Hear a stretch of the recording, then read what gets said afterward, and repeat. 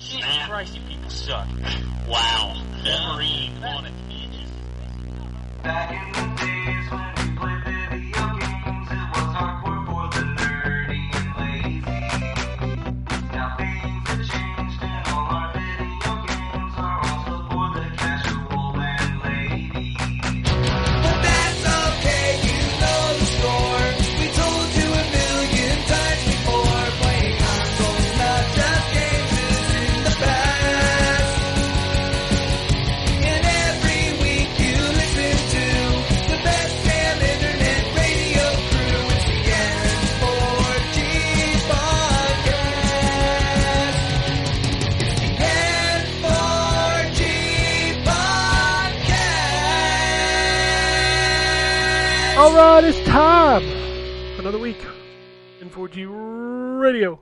This is episode 687, February 14th, 2022.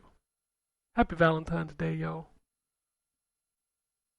I didn't bring you flowers. I hope you're making your significant other listen to this. Please don't. That's cruel. Hey, didn't it get probably someone won't be your laid? significant other anymore. This is true. Didn't someone get laid to this podcast? I recall. Oh, God damn it. Why you got to bring that up? That Damn. was, I don't know if that was true or not. Probably not, but because obviously, because also the partner in that sexual escapade said, "Hey, isn't this N4G Radio?" I was like, Yeah, "That's a fucking lie." yeah. Hey, isn't this that most famous podcast of all time? Oh. I will never meet another person who has ever heard of the show. Yeah, I mistake out in public all the time, Drew. I don't know what you're talking about. No, aren't you that redneck on N4G Radio? Why, yes, I am. They run up to me all the time, like, I know you. You're I far reckon- less racist in person. I recognize those lovely tones. Anthony was right. You aren't 1,000 pounds. The podcast audio adds 10 pounds. What can I say? How many podcasts are we on right now? Man, I'm on so many podcasts. So many. But as you probably guessed, we have This is Anthony some real on the strong podcasts. we have Anthony on the show. We have Drew, Yep. and we got the Wombat too. Word. We're already off to a great start. I'm okay with that. Anyway, yeah, it's crazy. You know, they make you have the Super Bowl on Sunday, and then you got to do Valentine's Day on Monday. I mean, how are you supposed to concentrate? the apology day for watching the Super Bowl. Hey, you know, there's lots of commercials. And around here, Super Bowl is It's a little rocking wild. this year. It's a little wild this year. It's been, 31 years? You know? Yep. So, yeah, I think the kickoff is at 6:30. We'll probably finish recording, 3 or 4 hours before that. I'll probably have to order my pizza when we get off the show just to make sure that I have it by the time. No Yeah, kidding. especially since a lot of the restaurants around here are closing down early. Yeah. So, it's a little crazy out there today. Yeah, most of the restaurants around here that you would expect to be really busy on Super Bowl Sunday are actually closing down at like 3 or 4 o'clock so that the employees can get home to watch the Super Bowl. How far away are you guys from Cincinnati? Where I am is a little different than Ken. I'm probably 45 minutes, 40 Okay. minutes Yeah, I think we could both reach Cincinnati in less than an hour. for sure. Gotcha. Yeah. Gotcha. So yeah, it's a little wild around here today with the Bengals being in the Super Bowl. Who day indeed. Anyway, Indeed. Who day? who you don't know who day? Who day? Who day is the chant in Cincinnati? Who day think gonna beat them Bengals? Oh, I've never heard that. Really? Granted, I've never actually paid attention to the Bengals in probably 10 years, so. Yeah. Yep. It's the Who Day Day Nation. is the big deal. I know who around dat. They for stole that. the- They stole. here. Yeah, that. they stole that. They stole that? Yeah, we No, had it first. We stole that. Gotcha.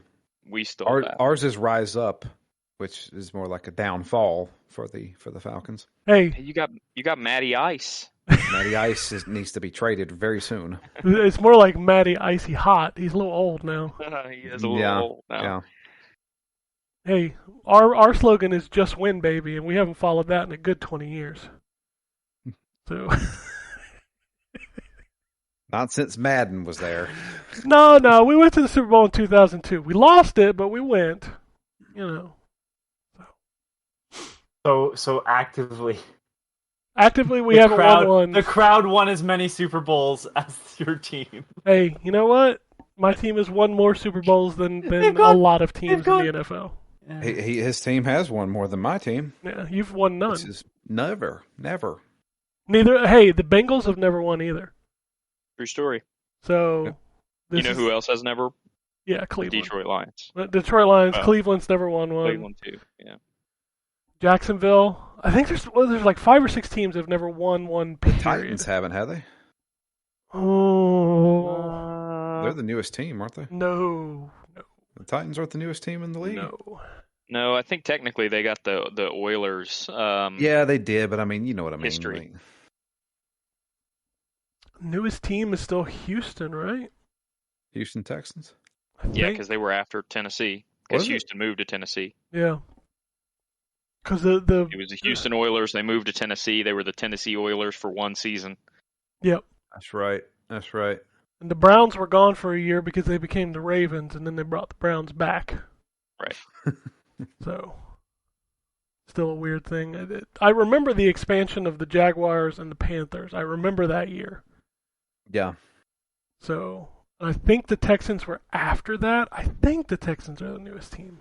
I think. You may be right. Texans were like 2002, 2003, somewhere around there.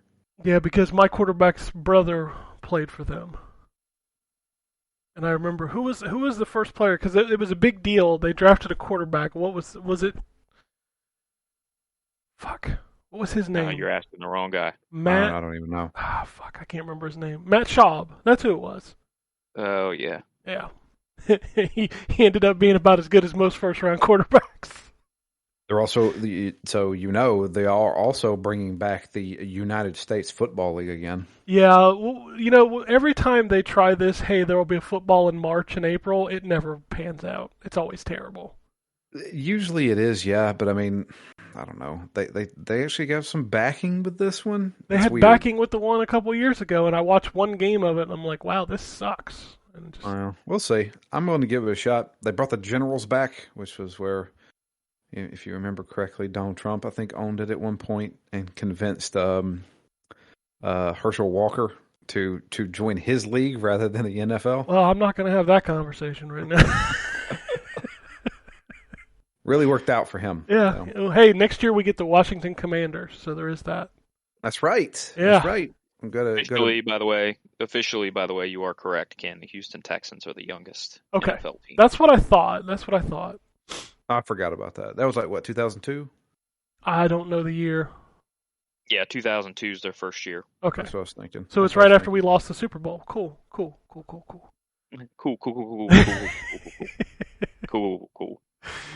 All right, Anthony's over there asleep, so let's talk about video games. No, keep going. I was doing other things. At that point, I just fucking checked out and was like, all right, I'll come back when they can mention Hey, we're back. something. Anthony, I have to ask Anthony. Anthony, do you know anything about American football? That I don't like it. I tried watching it. Listen, I get that some people are passionate about it, but like it's a sport I don't care about. It's like asking me if I give a shit about hockey. I do not. Is Let there me- any let me- sport that you're into? So I need to get back into baseball. The problem is that, when you work overnights, the baseball games are happening as you're going to work. So I'm like, I'm not going to bother following this anymore. Gotcha. Listen do to you- it on the radio. Baseball's great on the radio. Yeah, it's just as boring Oh, as it fuck, is in person. You know what? Where were you when I was working overnights? I never even thought about that. God damn it. So let me ask would've this: been fucking good. do you watch the Super Bowl? Because I know a lot of people watch it No. even though they don't like football. So I guess the weird thing that most people don't realize, it's a bit different now, but for the longest time, a lot of people hype up the commercials because it's extreme. Like, as much as it's an American sport, like, it really doesn't have outside of Canada and the US, it really doesn't have the same sway as, say, a soccer does, Mm. or football everywhere else in the world. So the weird part is that, they spend a bunch of money on ads. Those ads wouldn't be shown in Canada because it's a different network that shows it in Canada. So all these ads that like these companies would spend a bunch of money on wouldn't make it north of the border, unless you were like watching an American channel, and that's not how it works all the time. So for the longest time, it's like we just didn't tune in. I've seen, you'll still see the halftime show up here. Again, it's a bit different now. Most of the commercials kind of make it over, but I don't care. I guess like the halftime show this year, like, okay, I totally understand why people will be tuning in to see Dre perform and however fucking long it's been.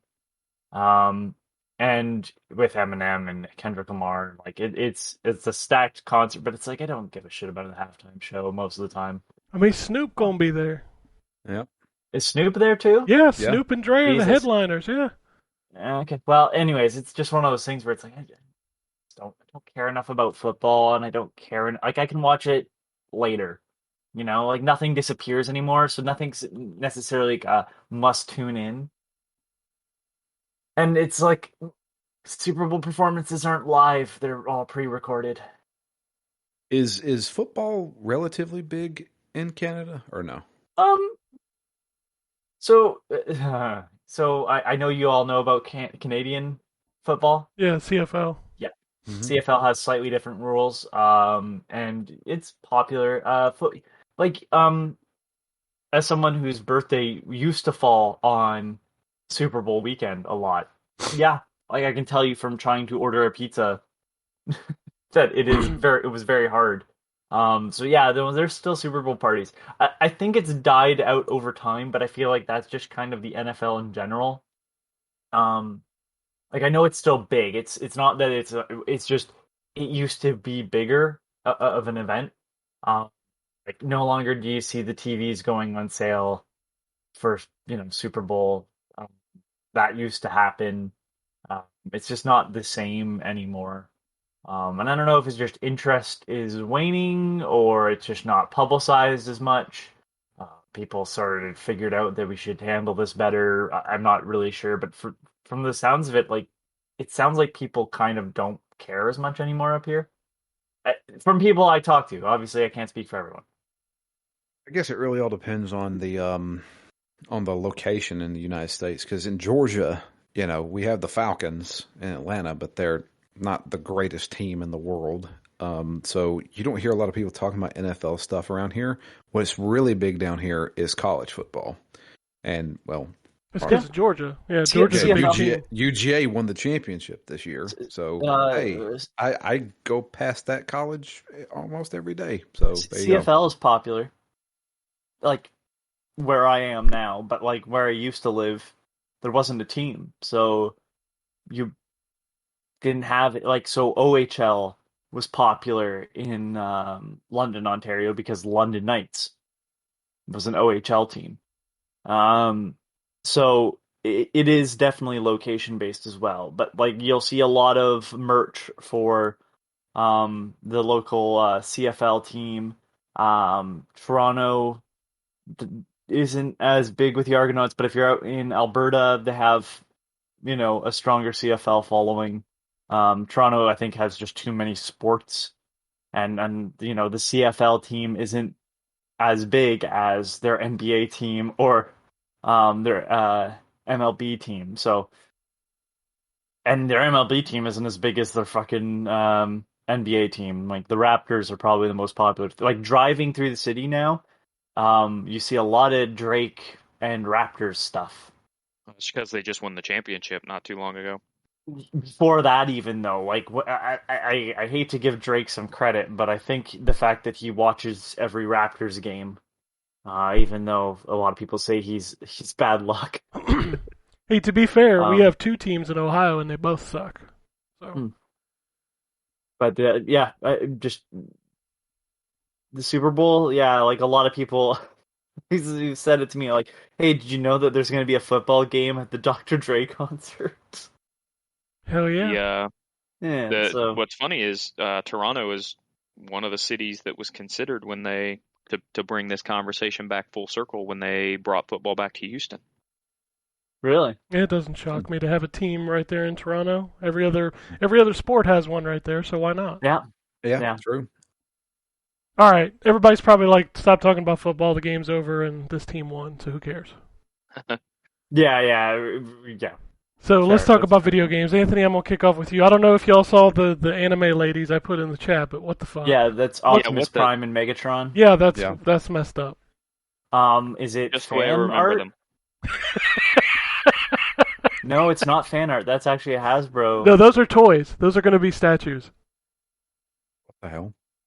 Yeah, okay, whatever. So This isn't the first time shit. You know what? for weird thirsty men. I was just gonna say this is the first time they can say in public like, "Oh, Optimus Prime, turning me on." These are not as scantily clad as they could have been. No, they're not at all. But Like they're pretty. They're to describe them, they are the most tamest of anime characters I've ever seen. I saw the weird, but I saw the quote going around yesterday about the Atler games coming to Xbox if fan demand is there. I was like, "Ooh, I don't know, Xbox gamers, are you that thirsty?"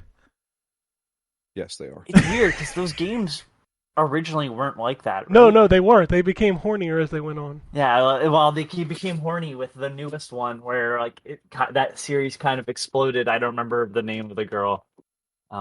It's the newest one where her hips just seem to get wider and wider every time they make a game. Like, I'm like, what the fuck, guys? Come on. They know who their audience is. It's okay.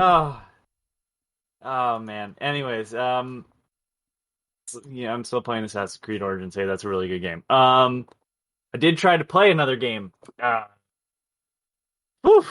So I'm like, you know what? I really want to play that Crossfire X. Oh God, no, No, wait, Ken, I got a story.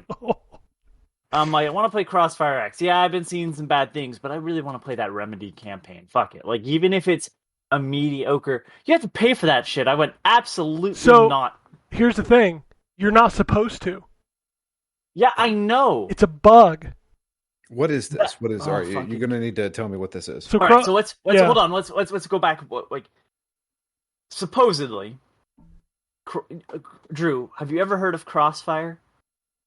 You'll get caught up in the crossfire, the Not- board game. Not that. Not the '80s board No, game. Drew. Okay. Drew, that's- Immediately goes Drew, to- Drew's on the right page here. Okay, so no is the answer. But apparently it's one of the most popular games in the world. Yeah, it's a Smilegate or Smilebit. I can't remember which one. I'm gonna call horseshit on this, because I don't believe it at this point. Now that we've seen it somewhat in action, no, horseshit. Like you've been selling this lie. So Crossfire is like just a first-person shooter, Military multiplayer game. Picture in your head. That's right. It's that, but it's free to play, right? So Yeah. it's like a popular, because it's the entry price is a big zero. So years ago now, it was announced that Remedy was doing a single-player campaign for Crossfire X. So not only would you get the multiplayer game, you would get the single-player campaign made by fucking Remedy, of all people. So I'm like, yes, I love Remedy. Give me that. And they're like, Crossfire X is coming to Game Pass. I'm like, I don't even have to pay for it. Perfect. And so I downloaded Crossfire X. So I'm like on the main screen. By the way, this is my whole fucking experience with this. So it's 8 gigs. I'm like, that seems pretty small, but okay, maybe they really optimized it. So you go into Game Pass, it's like download, but it's free with Game Pass, but it's a free to play game. So I don't understand how that fucking works. But whatever, I download it. It starts up. It is the fucking laggiest menu I've ever seen. I realize I'm on original Xbox One, but I've heard from people that are not, and so this menu's just shit. No, it's It's one of shit. those cursor. It's one of those cursor ones. Now, I'm used to using one of those cursors ones. I'm playing Assassin's Creed Origins. I've never thought somebody would make a fucking worse system than this, but they just took the thing that Assassin's Creed Origins is doing and said, what if we did it bad? So now, and I guess technically Bungie really set that off with Destiny, but regardless, I hate that fucking menu system. This one fucking lags. Then, I go, oh, the menu's actually designed terribly as well. So Yes. I'm trying to find where this single-player campaign is, and I'm flipping through tabs of shit, and it's just so slow, and I'm watching graphics pop in, and when the graphics are done, I went, is it done loading in? Or what the about the answer one was menu yes. where the lady talks to you? That's the one. That's the one where I went, is this glitched? Yeah. Like, what happened? Like, what am I looking at? Like, You're looking at a great big pile of shit. Shit, yeah. So I'm like flipping through. I'm like, I don't know where the single player campaign is. So somebody said, oh, it's a separate thing. So I'm like, but I didn't see a separate download. I looked. I went to the store to download it. So I'm like flipping through. It's on the.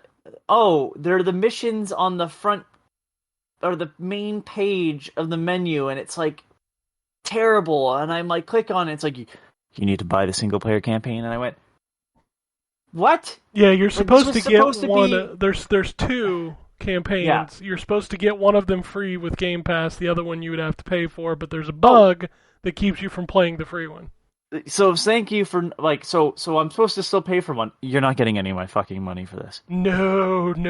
I will never play this single player campaign and get fucked with the whole this is the one of the most popular games in the world. I call BS. You know what? I've never and people say, well, you know, it might be language locked or whatever. No, I've heard of stuff being big in China and Japan and it makes its way through because there's expats everywhere, right? Like there's people that are born in America that now live in China and Japan and all around the world and all these areas where these games apparently take off. And not once have I heard people go, yeah, I've only ever heard the repeat of it, and I'm probably guilty of it too, saying that Crossfire is one of the most played games in the world. How? There's a limited amount of people, and like we have numbers on things that we actually have heard of, and I just can't imagine that this game, like maybe at one point in time, like I realize this is a new version, but like, if this is the quality of the game, I'm sorry, people have too much of an expectation on free to play to fucking deal with this shit. Did you actually Your play phone the games. multiplayer? No, I wasn't.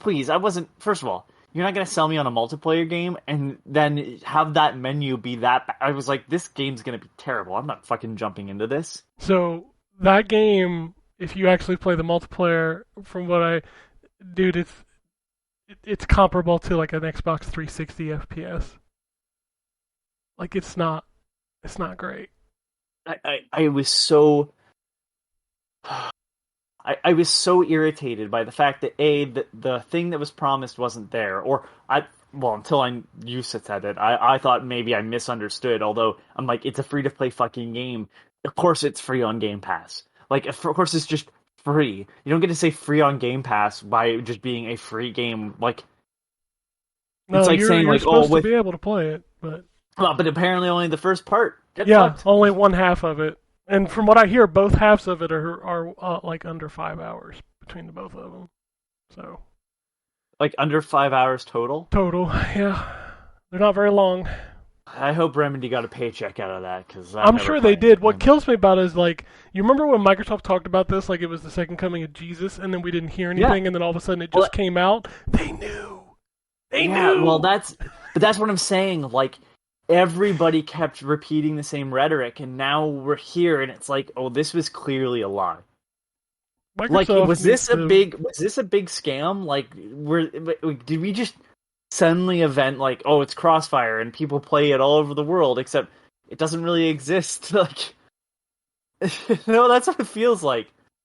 Microsoft probably need to vet their third-party collaborations a little better. I want to like.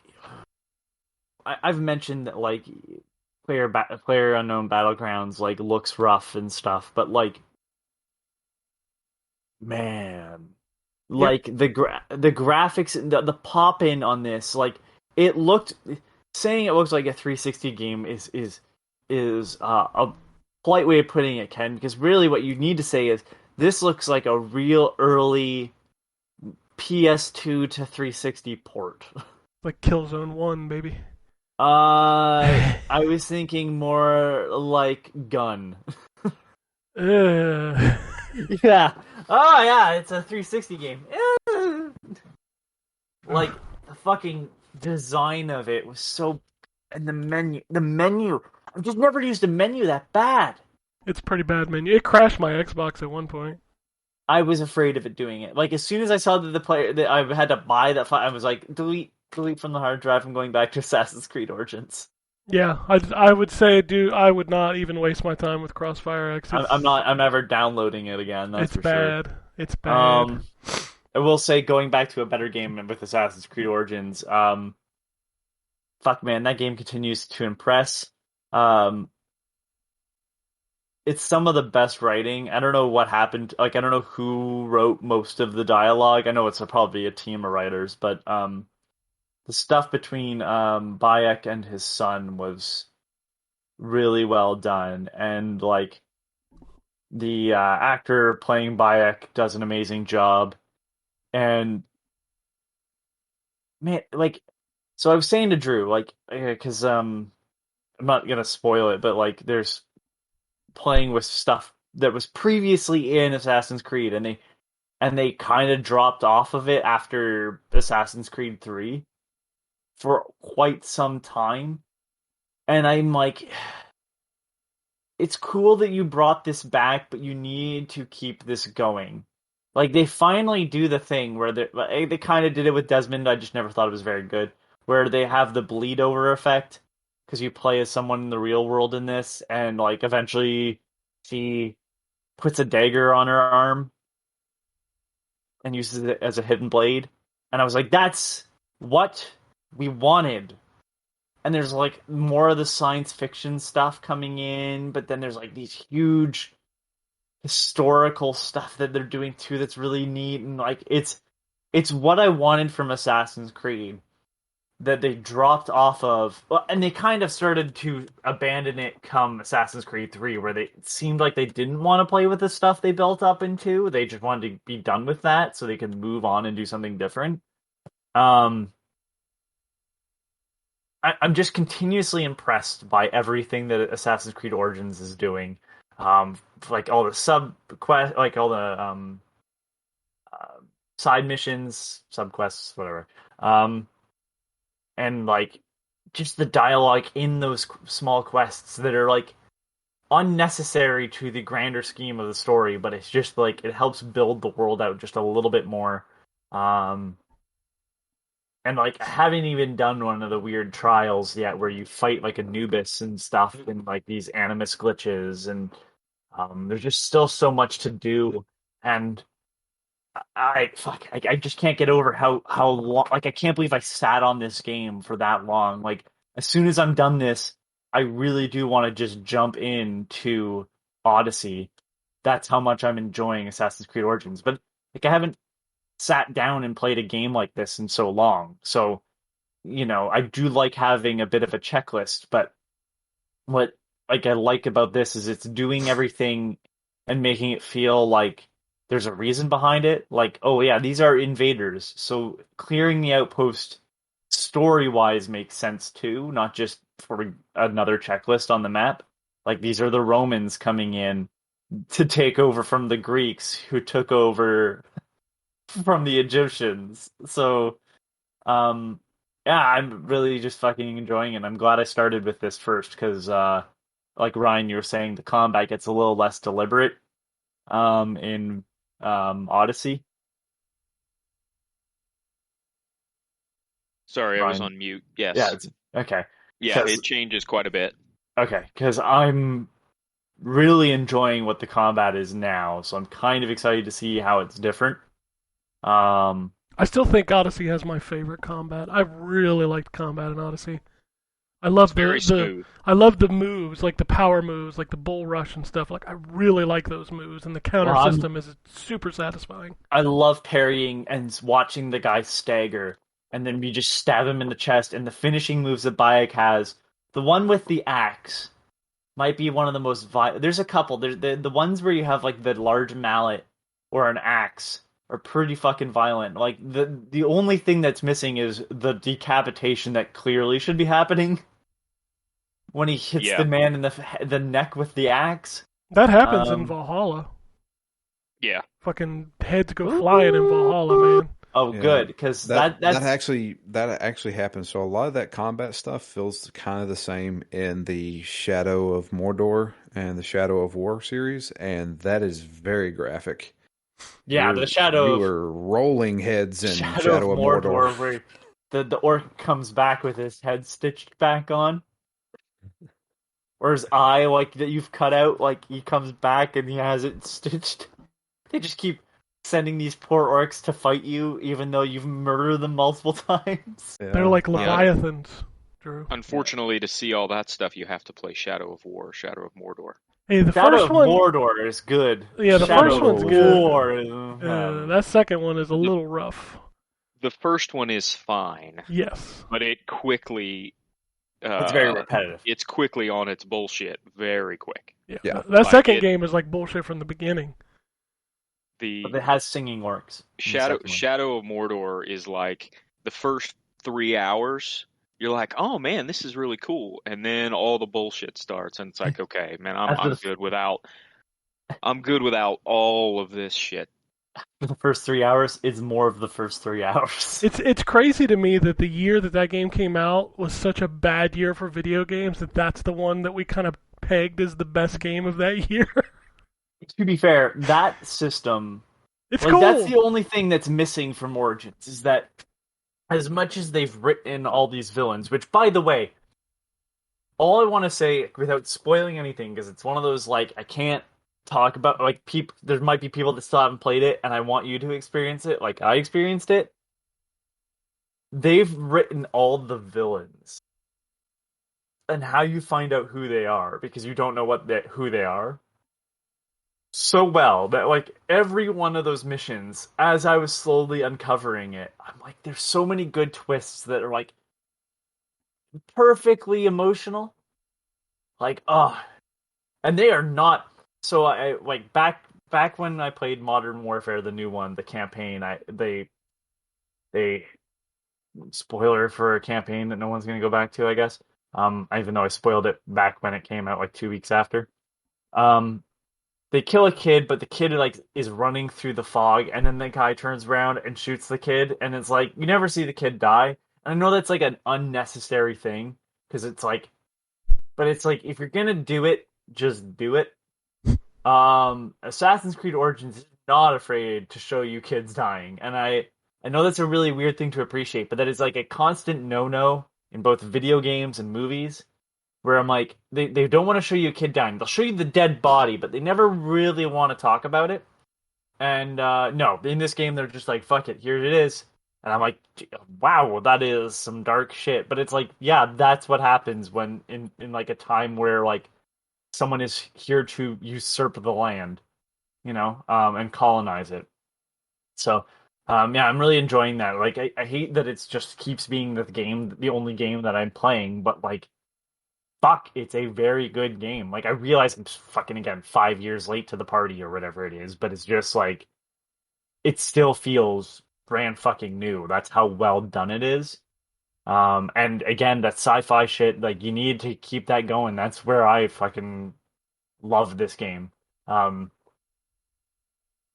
By the way, Ken, I just want to say that there are at least 7 games that came out in 2014 that are better than Shadow of Mordor. I want to hear them.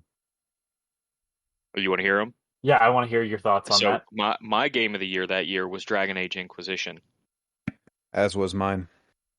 Also out in 2014 that was better than Shadow of Mordor. Destiny, the first one. Destiny. Yep. Wolfenstein: The New Order. No, there's probably mine. There's That probably game- mine right there. That game was good. Assassin's Creed Rogue. Oh, I didn't care Which for was that better one. than Assassin's Creed Unity. Well, that wasn't hard though. Yeah, depending on how you feel about it, potentially Watch Dogs, although I'm not really a fan of that game. That's mine. That's mine right there. Skylanders Trap Team. Super Smash Brothers Wii. No. Or Wii U, I mean. Yeah, Nah. no, Even especially less. not. Yeah. Well, Castlevania Lords of Shadow, which doesn't count. Wait, 2 What? or 1? 2. Yeah. Oh yeah, 2 don't Oh, count. ugh. No, 2 don't count. Divinity Original Sin, the first one. That was a Okay. good one. That's a good one. Forza Horizon 2. Hmm. Titanfall. That first one can. Second That first one is just multiplayer. I didn't care as much for it. And I think those are probably the ones. Goat Simulator. Okay. So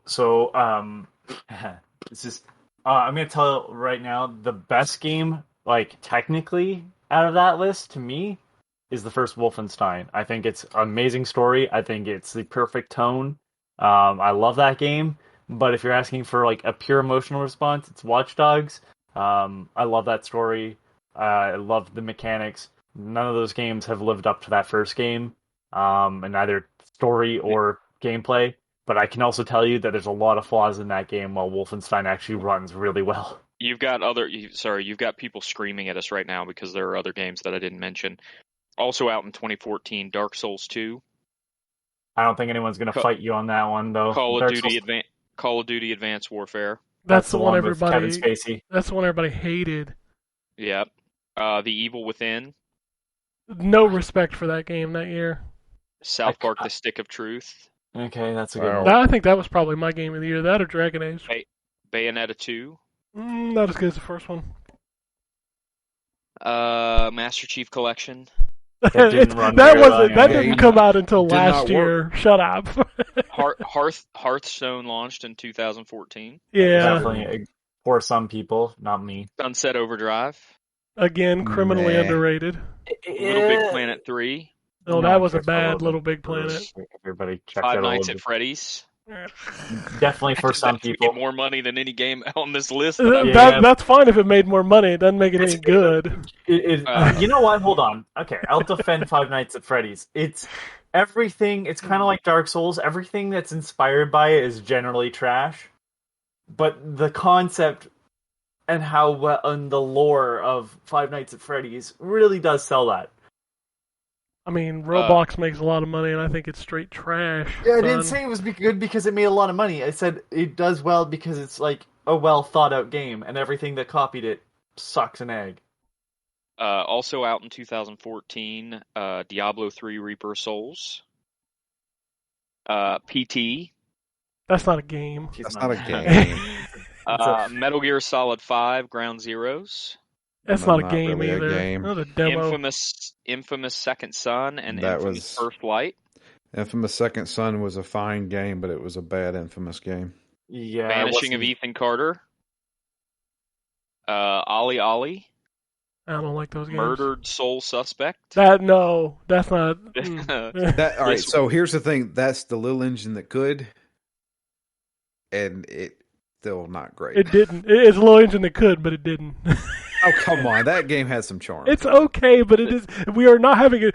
We're having a discussion about game of the year, and of which Murdered Soul Suspect doesn't even come fucking close. Yeah, no, it it's is. not. This War of Mine. That's a good Oof, game. that's a rough game to play, though. Hohokum. Nah. Never Alone. Nah. I'm trying to see if there's anything else here. Disney Infinity 2.0. No. The Sims Hey, that's 4.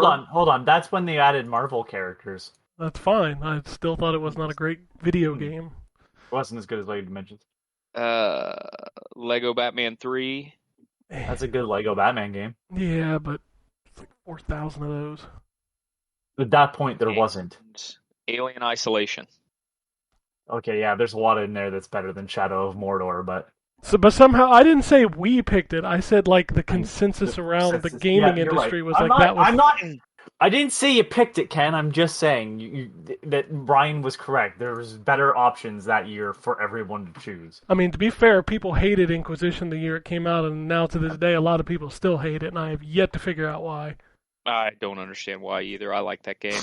Yep, me too. It was a different style of Dragon Age game. But all three of them are different They all styles are of Dragon different Age styles of- games. Like nothing. The second one is nothing like the first one, and the third one's nothing like the first one or the second one. No. True story. So I don't know why people were shocked the third one was different. I mean, fuck's sake, the first one was basically KOTOR. And then the second one was basically some fucking arcade game with the same 3 levels. Okay. It was bad, Drew. It was Dragon not Age bad. 2 is not bad. It's a Are you bad not video bad. game. I hate that As game. someone who beat not only the game but also both DLCs, that game is not bad. Oh, I I played hate. through Dragon Age 2 3 times in my life. Well, that's 3 times you wasted your time. I enjoyed the You crap play out of that Eternal game. Champions, shut your mouth, Ken. Yeah, you damn right I do, but I'm not going to sit here and tell you it's a good video game You have fought me on it multiple times. just because Shut it works your you mouth. up. It's because you're wrong. You're dumb. Dragon Age 2 is a good game. It is a good game. It's not as good as the first one, No. but it's good. The first one is still the best of that entire series. That's 100% a fact. I agree with that. Yeah, Yeah. 100%. Yeah. I like the combat in 2 a lot better than 1. And 3 Inquisition tried to combine Origins and 2 together, but they threw it in the open world. I didn't like the open world aspect of that game. Yeah, it got kind of It's boring because you just having spent the one forever map. in the hinterlands. I was going to say, they only Yeah. had one map, right? No, they had tons of maps. That's the Tons thing. of It's a maps. joke. Yeah, Don't it was forget about the huge. desert. The desert was massive. That's a joke, Drew. Because nobody The, left the hinterlands. Here's what I hope the fourth one is a little more similar to the first one, at least in terms of story and characterization. It's Because going the to first be... one really, the first one told a really cool story that was, I think, much better than the story in the 2 games that followed it. The thing that made Dragon Age so special to me, like seriously, Dragon Age is like one of my favorite series, is because when you played Origins, it felt like that was a video game based on like a series of books that had been established already. That world had already been so established and thought out that it felt like all the characters would say something, and it was like, yeah, because this is just common knowledge to us, and you would learn it just through conversations. And God, it was just handled so freaking well. Like Dragon Age Origins is one of the best games that's ever been made. To bring it back to games we're actually playing currently, that's how I feel about Assassin's Creed Origins, is that all the conversations that are happening, they're not talking to me like, they're not talking to Bayek, the character I'm playing, as if he doesn't know anything. It is a conversation that's happening and I'm picking it up through just realistic conversation of, oh, that's what's happening. Or I'm reading documents and I'm going, okay, so this is that. Trying to figure out the time frame, because it doesn't obviously just say like, this is the year, this is what's happening. I'm like slowly picking that up. Like I thought like when I started, I'm like, oh, so Greece is just like taking over. No. Rome's about to take over. That's okay. Greece is already here. Like it's slowly unraveling like that, and the way that people talk to each other, I fill out more of the story that's going on currently. I appreciate that type of storytelling more than just like in the year blah blah blah this blah blah blah happened. Like I prefer that with fantasy. I guess this is sort of like historical fantasy, historical science fiction. But I much prefer that over just outright telling me like I'm an idiot and new to the world. All right, Anyway. Anthony, what else you got going on? Anything before we move on? and that concludes our discussion on Game of the Year 2014. I'm glad we had this conversation today. It's not like we have anything else to talk about. Yeah. So just quickly, everybody's been playing Wordle. And of course, everybody's seen it. I discovered Quordle, where you're I've playing heard about that. Wordle before the time. Yeah, I heard about that. I Holy haven't checked it out yet. shit. But So so fucking hard. I can get maybe I don't even know what word. Wordle is. I exactly. muted it Wordle- on Twitter because I got Okay. tired of seeing the fucking blocks. Okay, so if Bill, that's the reason why you missed my lost joke, Ken. Yeah, my Twitter timeline was- is muted for Wordle. Fuck that thing. It was so good, and no one appreciated my joke about loss. I recreated the comic Loss with all the blocks from Oh, Wordle. with Wordle blocks. Yes. So Wordle. Do you know Mastermind? Do you know that game, Drew? No. Okay, so Mastermind. It was like you had like, it was a board game, and somebody would make like a pattern of like different colors, and essentially, the other player would try to guess what pattern of colors. So it was 4 like pegs, and you had like 5 or 6 different colors. And as you got them in the right position, like if you got them right but they were in the wrong position, you would get like, hey, so 3 of this one are right, but they're in the wrong spots. Or Right. and if you got one in the right position, you'd be like, okay, so you have 2 that are right in the wrong areas, and this one is in the right spot. So Wordle is a game where you have 6 chances to guess a 5-letter word. And it does the same thing, except that it'll tell you which letters you have that are right, but are in the wrong spot with a yellow mark. And if you get them in the right spot, it is a green mark. And again, you have 6 chances. Every day is a different word. That's the most important thing about it is you can only play it once per day, Yes. and everyone has the same word every day. Gotcha. So it's a So collective you can- thing. Yeah, it's like you can compare yourself against other people who are trying to guess the same word as you. Okay. So Wordle, you have 4 different puzzles going on. 5-letter words still. You have 9 chances because you're obviously playing 4 games simultaneously. There's a puzzle per day option, and then there's a just play a puzzle option. So you can actually spend more time with Wordle if you wanted to, because it's very hard. And you are guessing each of the words simultaneously.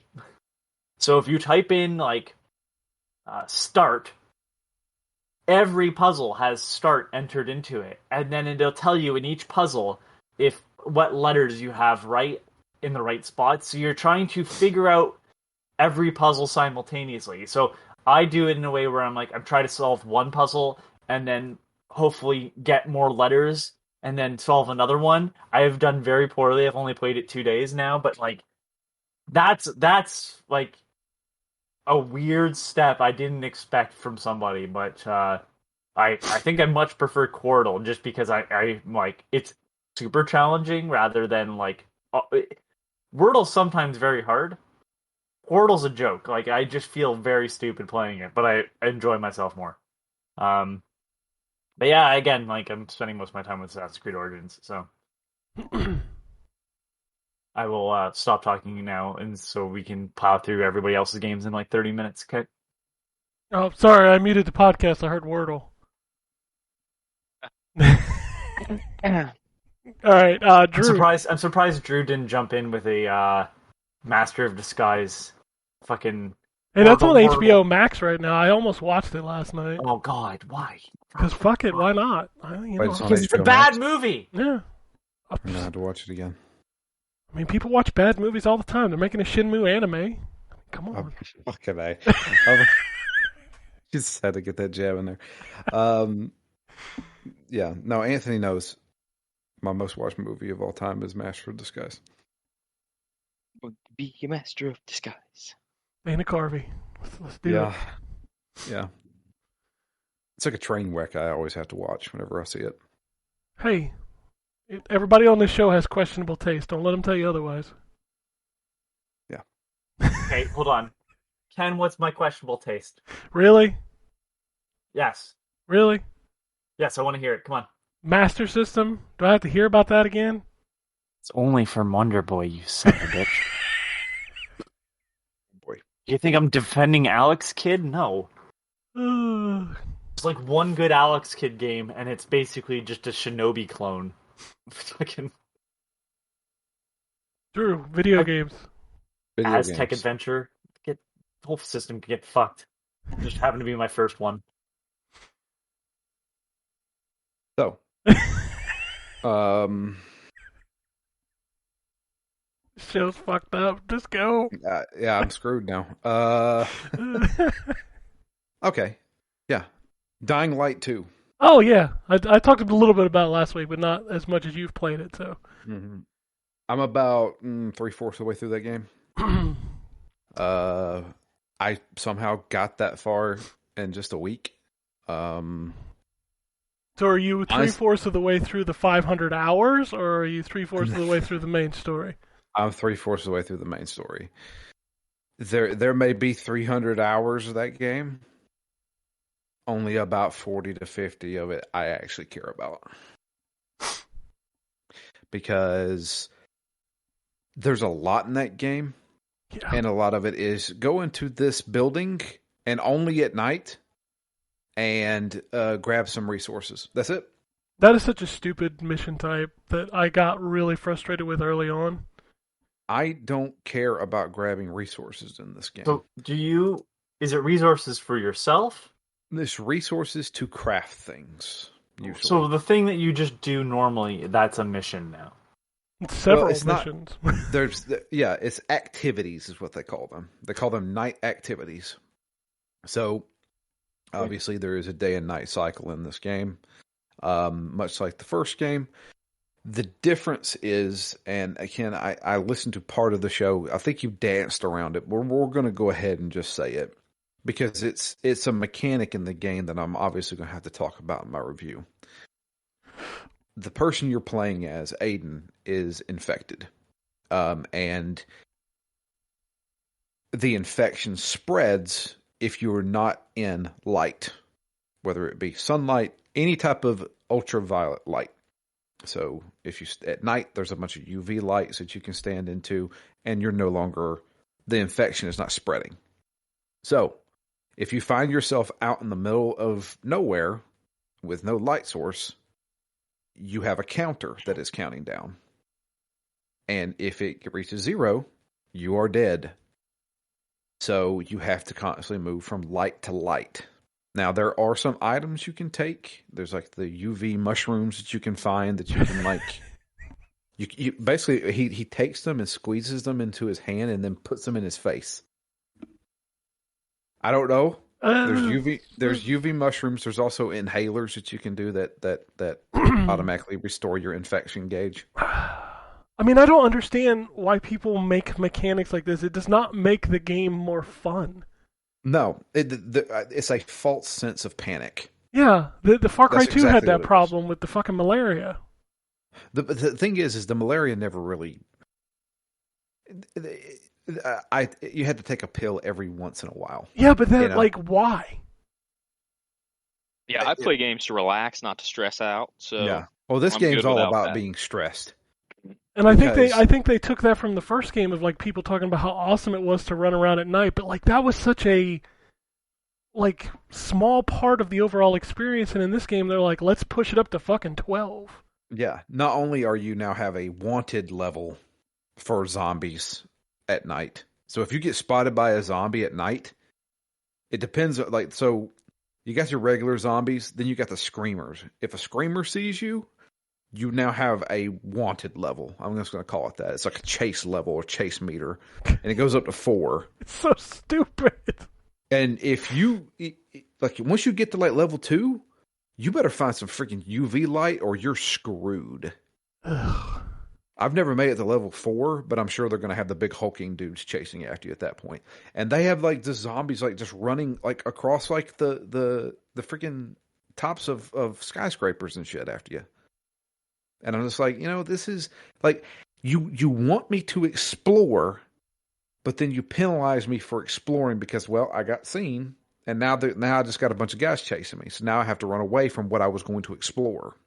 If you can even explore well because you haven't upgraded your parkour. Yeah. So here's the problem. And this is another thing. So there's 2 factions in the game. There's the survivors and there's the peacekeepers. Now the peacekeepers are kind of like the militant force. Not necessarily the bad guys, but they do things in a way that makes them look chaotic evil kind of thing. While you have the survivors who are just like, trying to be peaceful with everybody, and everybody's part of a community and that shit. So throughout the game, you're going to basically take over areas, whether it be like a electrical station or a windmill or something like that generates power or water or something for the community. And you can designate, I want to give this to either the peacekeepers or to the survivors. And when you do that, you unlock perks that happen in the world. Well, the peacekeepers are all about fighting. So so basically everything revolves around either combat or parkour, right? Mm-hmm. So even your skill points is, and the way they do the upgrade system in this is so freaking weird. So you have a skill tree for both parkour and combat. The more you do something, like a proficiency, basically. So the more you jump over stuff and slide and all the kind of stuff with parkour, the more experience points you get for parkour. After you level up, you then get a skill point that you can then use to put into the skill tree. Certain sections of the skill tree is locked because you have to gain inhibitors. Inhibitors are these shots that you can take that basically unlock more of the skill tree. When you get an inhibitor, you have to have 3 inhibitors to basically level up your stat. You can use it to level up either your health, which then goes into your combat category, or your stamina, which goes into your parkour category. This game revolves more around parkour and escaping things than it does about fighting things. That's the reason why I feel like combat is absolutely useless in this game. I have put 2 points into combat. Everything else has been put into parkour because they push getting away from things. You're getting chased by a bunch of zombies. You're running out of light sources. You got to get to someplace fast. You would be an idiot not to put them into parkour. But here's the other problem. The factions that you choose go one way or the other. So you get perks for giving certain factions certain things. So like if I unlocked an electrical place, I could give it to the peacekeepers. Well, the peacekeepers in turn will give me a combat perk. Like they'll set cars that have alarms on them that you can trigger while you're running around and to blow up eventually. It pulls guys to them, blows up, that kind of thing. Or they set up these like turrets that shoot like saw blades and stuff like that. I don't need that. But me personally as the player, decided to go with the peacekeepers. I want to side with the peacekeepers. But every time I side with the peacekeepers, I get no upgrades that I'm going to use. If I sided with the survivors, they would be putting up parkour stuff. Zip lines are now all across the area. Or now there's jump packs. So like you can jump on like something and it springs you forward so you get better momentum. It's all about moving throughout the city better. Those are the perks that I want. But because me as a player decided I was going to go with the peacekeepers, what's the point then? This game just sounds like a giant mess, and from what I played of it, which was not a small amount, I was just like, there's too much shit going on here, and a lot of it feels arbitrary, which is kind of funny because I was playing another game that had kind of the same problem, but at least the story was excellent. So. Story gets better. I will give it that. The story gets a little bit better as the game goes on. That's the problem with Dying Light 2. As the game goes on, everything gets better. But the first probably 5 to 6 hours of that game is a slog and a half. Now the question really is like once you get through all that, like they're claiming there's like 500 hours worth of content, like, but how much of it is even like interesting to do? It's just side quests. And the thing is, the side quests in this game feel almost like Far Cry levels of comedic. like doing that. Like you remember, like in Far Cry 5, the testy festy. Yeah, You know, stupid shit. those stupid shit stuff. I mean, there was like this woman. It was a survivor. I got a side quest where this woman, she was singing on a rooftop. Oh yeah, I ran ran into her. Yeah. I went and talked to her, and she wanted her fur stole, her little mink stole, because she was like, like a lounge singer from like the 1940s. And she says, "Well, I can't sing without my fur stole." And I had to go chase down this fur stole, which keeps getting blown in the wind. I'm just like, this is a lame ass side quest. But like, what And- is the reward? Like, is it just XP most You of the get time? some XP. You get some XP. You may get a blueprint. I mean, like, how much of that do you actually? That is not to jump ahead to what I'm talking about, but like, that's a well, lot of my look, issue. the thing- Go ahead. Here's the thing. And I'll throw this out there too, because I'm almost done with Dying Light 2.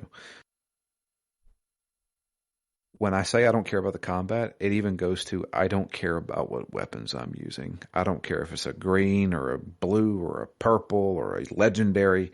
It's like none of that really matters to me. As long as I've got something I can swing and hit somebody in the head with it, I don't care what it is, because it's useless to me. Even if I've got I got an electric, shock thing on mod on my hammer, right? Yeah. Big whoop. I don't care. I feel like I'm doing the exact same thing. The only things that are interesting about the combat is when you can combo off stuff. So like, you do a perfect block, then you can jump over that guy, drop kick another guy, that kind of stuff. But it's situational stuff. If I'm fighting one dude one-on-one, the majority of that combat stuff makes no difference whatsoever. Yeah. And most of the boss fights are usually one-on-one with another dude. So all those perks I just put into my combat tree, okay, I can now slow down time a little bit whenever I do a perfect block or do a perfect dodge. I don't know. I don't really know how I feel about this game, because honestly, I have legit, like, every day when I come home from work, I boot up Dying Light. I don't mind it. I am basically mainlining the story on this one, and so far I've probably put 20 hours into this game, and it feels fine. There's some pretty decent moments. I met like, I'm not going to spoil it, but I met somebody who's famous in the game, and since then things have kind of progressively just like, yep, we're going to go. There's times where you're getting chased, and it feels really great whenever you're jumping through stuff and swinging over ropes and stuff like that. It's tense. So there's good to be had in that game, but there's a lot of padding, and there's also a lot of like, I don't care about half of this. I feel like that's like a theme running lately. I was thinking about that the other night, of like, every game feels like it needs to give you all of these chores to do. And I'm just like, I don't care about like 60% of the stuff you're asking me to do. And I don't know why every game has to do this. Like, whatever just happened to, and not to strip everything down to its most basic premise, but like, whatever happened to levels 1 through 10, couple bosses sprinkled in, let's go. Yeah. Like, why do I have to have 400 side missions of some just arbitrary shit? Why do I have to have a skill tree that gives me basic core fun? That was my biggest problem with Dying Light, is like, I feel that skill tree is like 10 useful things and 60 things that I should just have from the start of the game. You should have from the beginning. Yeah. Like, there's so much of that in games lately. Like, again, not to jump ahead, Horizon skill tree in Forbidden West, there are 6 sections, each one with 29 skill points. 6 different skill trees. Yeah, I'm just like, holy shit. And some of it is like, you add an extra move to your combo. And I'm just like, what the fuck? Like, why?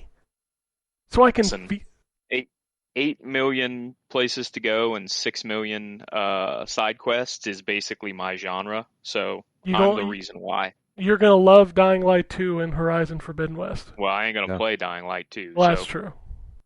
You're going to love Horizon Forbidden West because, like I said, the story took me about 20 hours to get through, but there's probably another 25 to 40 hours worth of content in there. And, like, I'm doing some of it, and, like, I'll get to the end of the mission, I'm like, what'd I get for that? I don't know, 500 XP. Yeah, dude, no. God. And I'm just like, dude, it took me like There's some 25 to that, minutes though. to do that side quest, and I got 500 XP. Like, really? Yeah. Yeah, no, that it's so slow. Leveling up in Dying Light 2 is so freaking slow. Like, and the thing is like, I don't know. It's so weird because like I don't know what actual level I am. You know what I mean? I don't think Like, there is like a level number, is there? Yeah, there is, and I think mine says level 3, and I'm like, what? I'm 3/4 the way through this game, and I'm only level 3. Like, I don't know what determines what my level is. In fact, I'm freaking curious, and I'm actually going to boot up this game while we're talking and look and see exactly what that means. But like, you're blocking me from when I get inhibitors, enough inhibitors to either level up my health or my stamina. I'm always doing stamina because I want to be able to climb to whatever I want to. Yeah, your parkour is extremely limited when you start that game. You and I were talking about this, like in the tutorial, there were parts where I would fall because my stamina just drained like I was pouring out a 40 or something. Also, I am 20 hours into this game and I still can't climb everything. That's I'm just insane like, to me. What is going on? I'm like, you have to perfect this. You have to, like, there's stuff in the story that I'm doing that I have to be absolutely timing perfectly in order to do it just because my stamina is about to run out. Don't give me a cool mechanic and then restrict it with like 40 hours of upgrades. That just drives me up a wall. No, I don't know. The progression in this game has been held back majorly. I don't know. Like, it was fun experimenting with different weapons in Dying Light 1. In Dying Light 1 had some legit scary moments. This game is not scary at all. And my thing is the problem is that I would understand why in Dying Light 1 you were just some like Spec Ops dude who was flying over the zombie infested city. He probably doesn't know how to do parkour correctly. You're playing as this Aiden dude who's been parkouring for 15 friggin' years, and he doesn't know how to do a long jump. He does not do the roll when you jump off a building? Yeah. He doesn't know how to, like, slide. I was going to say he doesn't know how to fucking slide. You don't get slide for a long time in that game. I still haven't unlocked slide. Dude, like, what the fuck? I don't know. Trying to pad games are one of the things that we got into in the 360 era that drove me up a wall, and I felt like we got away from it. But now I feel like it's coming back around again. It is. It definitely is. I don't know. This game is strange to me because the combat is never overly difficult. It's sure if you get like bombarded with 6 guys, yeah, they're gonna overwhelm you. But if it's like a 1-on-1 or 1-on-2 fight, just swing until you're done. It's swing away, Meryl. Swing away. I just don't know what I'm doing in this game, other than going from story mission to story mission. I feel like that's a detriment of games and not to bag on what Ryan really enjoys, but like a game that just litters the screen with like 400 checkpoints and like there's a question mark here, there's a question mark 2 steps over here, and I'm just like, okay, that's a lot of content. Like, how much of it am I really interested in doing? Well, it's not even just that. I mean, there's stuff that's always on the map, like the question marks, and you figure out what it is, and it's a nighttime activity or something like that. But there's also just random encounters in the game too. Oh, I found like a couple like where you just sit down at a campfire and listen to a story. That's a marker on the map. Yeah, that's a marker on the map, and I'm just like. But okay. There's things that are just like situational, like a dude's getting attacked by zombies. Go help him. Yeah, like I ran into those. The random encounters and that are just kind of scripted. AI. Why put them on the map? Like just to let you know how you can do this. Yeah, but just let it be organic and you just run into it. Like here's the difference. If you see a dude being attacked by zombies and there's not like a marker on the map, it kind of gives you that sense of like, this is my altruism of going and helping this guy. It kind of makes it organic. But when you put it as a cursor on a map, it just feels like a fucking chore. I don't know. It's just maybe it's just me. As much as I love the series and all the games it spawned and all the imitators it spawned, you have Assassin's Creed 2 to blame for that. Yeah. And what kills me is Assassin's Creed 2 story is elegant and fucking excellent. I mean, they had enough story that they turned it into 3 games. Yeah, and like, I'm all about the story in that game, but like everything else just drove me insane. Like, I just didn't need all of that stuff, and I felt like we got away from that. Like, Origins, I know Anthony's playing that. Like, that's not as littered as when you go back to like the chief problem Assassin's Creed game, which was fucking Unity. Holy shit, Unity. And that Yeah. map. It's Well, I unbearable. mean, the thing is, though, nobody would have really cared. Well, I shouldn't say nobody would have cared. The map thing wouldn't have been as big a deal if the game didn't suck so much. There is that Like, too, the but big problem that Unity had is that it had a million different things on the map and everything sucked. well, there is that too. So, Yeah. I mean, The thing, there's a lot of stuff. There's you know, there's a lot of stuff on the map in like Assassin's Creed 2 Brotherhood, but that game's awesome. So I don't know. I agree with you. The map stuff got out of control. Even Syndicate had a ton of stuff on the map. Yeah. But again, that game's excellent. So I feel like there's these really awesome games that are just adding so much crap that's unnecessary, and I feel like Dying Light is one of those, and I feel like the New Horizon is that. Like, the New Horizon feels like there's 6 billion more things to do, but goddamn, the story's so good that if that's all you focus on, like it's like a 10 out of 10. You know what I mean? But it's just, I don't know. Dying Light 2 feels like... So when I played Skyrim for the first time, or even Oblivion for that matter, it was one of those games where I could go do the story, but I'm going to walk east for a little while. Dying Light 2 feels like it should have that, but it's held back by all of those, well, there's a bunch of zombies running around. There's never a time where you can just stand there. You know? Yeah, and just kind of take in the world. Yeah. So and nothing is done organically. Like, oh, well, there's a building here, and there's, I can walk in here. No, it just pops up saying, oh, this is a night activity. You don't want to go in there right now. Yeah, it not to harp back on, but Nintendo fucking nailed it with Breath of the Wild. Like, that world is just open, and when you find something to do, it's not because there was something blaring on the map going, "Hey, y'all, come over here, check this thing out." It's like you saw it, you walked there, you discovered it. It was interesting. You didn't feel like you missed something because you didn't check off the 40 bullet point list of fucking nighttime activities to do. I don't know. The most important thing to do, and I've learned this in the Assassin's Creed games, the most important thing to do in those games is figure out of the stuff on the map, what's the stuff that you actually enjoy, and clear those things if you want to.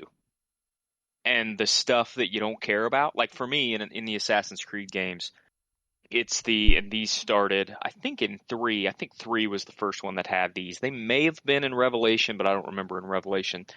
The stupid things that blow away from you in the wind. Uh-huh. They've been different things. They've been feathers or, pages of stuff or whatever, but I can't stand those. Hate them. And so I just don't do them. Like, I find the stuff on the map that I enjoy doing, and I clear those check marks, but I'm not the type of person that feels like, generally, I've got to completely clear everything, even if it's not stuff I don't like. I used to feel that way. But anymore, I find the stuff on the map that I actually enjoy and just clear those things. And if it's most of the map and there's only a couple things I don't like that I could clear quickly, okay, well then maybe I'll do those. But if there's a whole slew of junk that I don't care about, I'm just not going to do those, and they can just stay as icons on the map. I really appreciate games that let you turn that stuff off individually, like that. Yeah. They don't show on the map. So like when you go to the map, you can say, like Forza does this. A weird thing for Forza to do really well, but you can literally go into the like different events that are available on the open world map, and you can turn off the ones you don't give a shit about. Like, let me do that.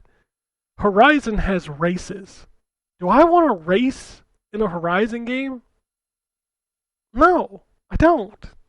Like, let me just turn that off. Like, I don't know. I feel like games are some of these games are getting way too big, and there's just too much padding that I don't need. Also, I'm going to go ahead and say it right now. I am so fucking done with the cursor on the menu. I fucking hate it. Yeah. I hate it so much.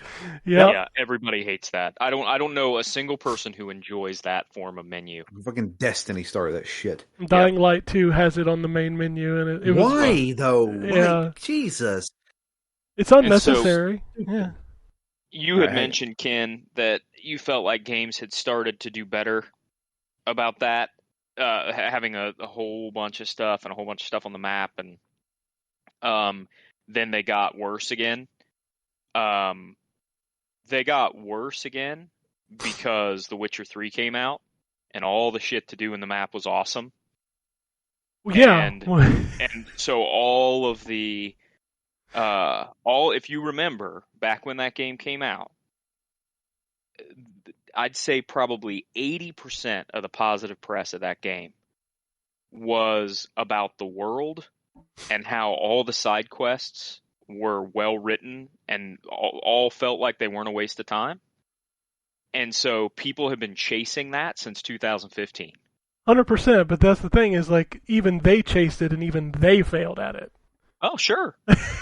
Like, But like was lightning's the- only going to be one time, okay? Yeah, that was the like all of the stuff about that game. If you look back at the coverage at the time, the thing that blew everyone's mind, and I will say the reason probably that game won as many Game of the Year awards and got as much positive praise as it did, was the fact that all of the stuff to do was well crafted and awesome. And so people didn't want to miss side quests because they were all really good. And Yeah. all really good was the sort of general feeling at the time. In reality, it's probably more like 75% of them were good. Sure. But that was still a better ratio than any other open world game. That's a better And ratio so- by like 80%. Right. And so that reignited all of these open world games saying, well, now we don't have an excuse to put a whole bunch of shit there that nobody wants to do. Everybody's paying attention to side quests now. So we got to put all of our energy in side quests. And so not realizing the fact that The Witcher didn't get all that praise just because it had so many side quests. It got all that praise because the side quests were fucking awesome. And so they just started loading up the map again because, well, now what people care about is all the stuff around the story. And that's only true if all the stuff around the story is excellent. Yeah, like there are certain games that can get away with it. The Witcher 3, you're right, is a very big one. Breath of the Wild got away with it because it's Nintendo quality. But Yeah. when you've got these developers who are more akin to kind of making a streamlined experience and then you try to just fluff it up, it doesn't work. It becomes a detriment to an otherwise... Because I'm sure Drew will agree, if Dying Light was more streamlined, we would be talking about it like, hey, you need to play this game. Yeah. Whereas the way it is designed, the way that it is playing out, we're like, maybe check it out on sale. You know? So here's a perfect example. I'm looking at this right now. I'm in the game. I'm currently player rank level 2. What does that even mean? So it says increase it by leveling up parkour and combat skills, right? Oh. So if you look at that parkour points, I've done 1, 2, 3, 4, 5, 6. I've unlocked 6 skills in the parkour tree and 5 skills in the combat tree. Which, by the way, those trees are huge. They're like 20-some skills. Yeah. And so, and then on top of that, my base stats, I've leveled up my my stamina 6 times and my health 1 time. Also, that menu is confusing as hell. Like the skills and the inventory menus, they're ridiculously like over complex. Yeah. So I mean, I don't know what the hell the player rank does. It says I'm currently level 2. I'm close to level 3, and I am 3/4 of the way through this game. Like I don't know what I'm doing. Hey, game designers, you need to tone down your padding. Like it's getting a bit ridiculous. I know people are like, "Well, I spent $70 on this game. I need 6,000 hours of content." No, you don't. You just need 20 hours of good content. Yeah. But Ken, if we remove the padding, what do we have left? A good video game. That's the whole point of the game, is to be padding, and I'm quoting someone. Who are you quoting? I'm paraphrasing someone, I should say. Because that was an argument used about difficulty. Oh, I got you. Yeah. No. If the game is It's all not- about padding, I don't know. Yeah, like it's there are every game can be better in some way. You know what game was Even- perfectly? even- You know what game perfectly walked this line recently was God of War 2018. Yeah, because it worked off of the Zelda formula. Exactly. There's a lot to that game, but none of it feels unnecessary. And that's the balance. And yeah, not every game is going to be that, but you don't have to go 6,000 miles in the extreme. Like, which Dying Light 2 definitely does. Like, it goes way too far off into this other. And if you could max out that skill tree and just playing through the story, I would be totally okay with that, because then you get all those skills that you want to make the game fun. But I feel like that 500-hour thing that they tweeted about, that is how long it would take you to fill out that skill tree. I completely agree with that, because, like I said, How do you check to see how many hours you're in a game? For Xbox, you could check it on the dashboard. All right, let me see here. Game card. Yeah, you should be able to go to activity, and it should tell you how long you've played the game. We go to official club here. Yeah, and then under the progress bar, there's an achievement section and a Stats section. it's right. stats, and it should tell you how long you've had it's not exact. It'll just tell you how long you've had it open, but Okay. 13 hours and 8 minutes. yeah. So see, that's not that's not a small amount. Like, the story shouldn't take you more than 15 to 20 hours straight through. I mean, from the way I'm looking, I did look at a fact just to see, I'm on this story mission. How many more story missions do I have? I'm about 2/3 the way through the game. So I'm assuming I've got probably another 5 to 6 hours. So yeah, about a 20-hour game. And you're not even going to halfway fill out the skill tree. No, not at all. No See, way. that's ridiculous to me. I did the same in Horizon. I focused on one skill tree and I maxed out one. I still have 5 other skill trees that are just started. And I beat the game. I finished the story. I got a friend on my friends list who has put 1 day, 1 hour, and 21 minutes in this game. That's a lot of time. Yeah. And but what's funny is it's not even that much time, truthfully, in the grand scheme of things. No, it's 25 hours. I mean, Yeah. That's not. Then go That's look probably when I beat the game. That's probably how much I'll have. at go look at my Overwatch stats. I'm still also going to attempt to beat the game. So I am going to write my review because I feel like I've experienced everything. Do you want to know my in this game. Overwatch Xbox time played? Go for it. 123 days, 22 hours, 32 minutes. Yeah. That's the kind of thing that's normally preceded by, "Hi, my name's Ken, and I have a problem." I apologize. Anyway, we should probably move on. We're an hour and 20 into this. We've only been through 2 people. Yeah. I played a lot of that. I did play probably about 20 minutes of Power Slave. I love Power Slave. I had never heard of this game. Oh my god, it makes me feel so weird that you've never played this game. It was just... No. Oh. Probably still have it on DOS somewhere, in a box somewhere. What I love about this version is that they mixed the 2 versions, the PlayStation and the Saturn version, because they were very different as far as structure goes. And they mixed both of them into this version to kind of make a definitive version of the game. Yeah. If you never played Power Slave, it is exactly what Anthony said. It is Egyptian Doom with Metroid Prime elements. It's such a cool game. Yeah, played it for a little while.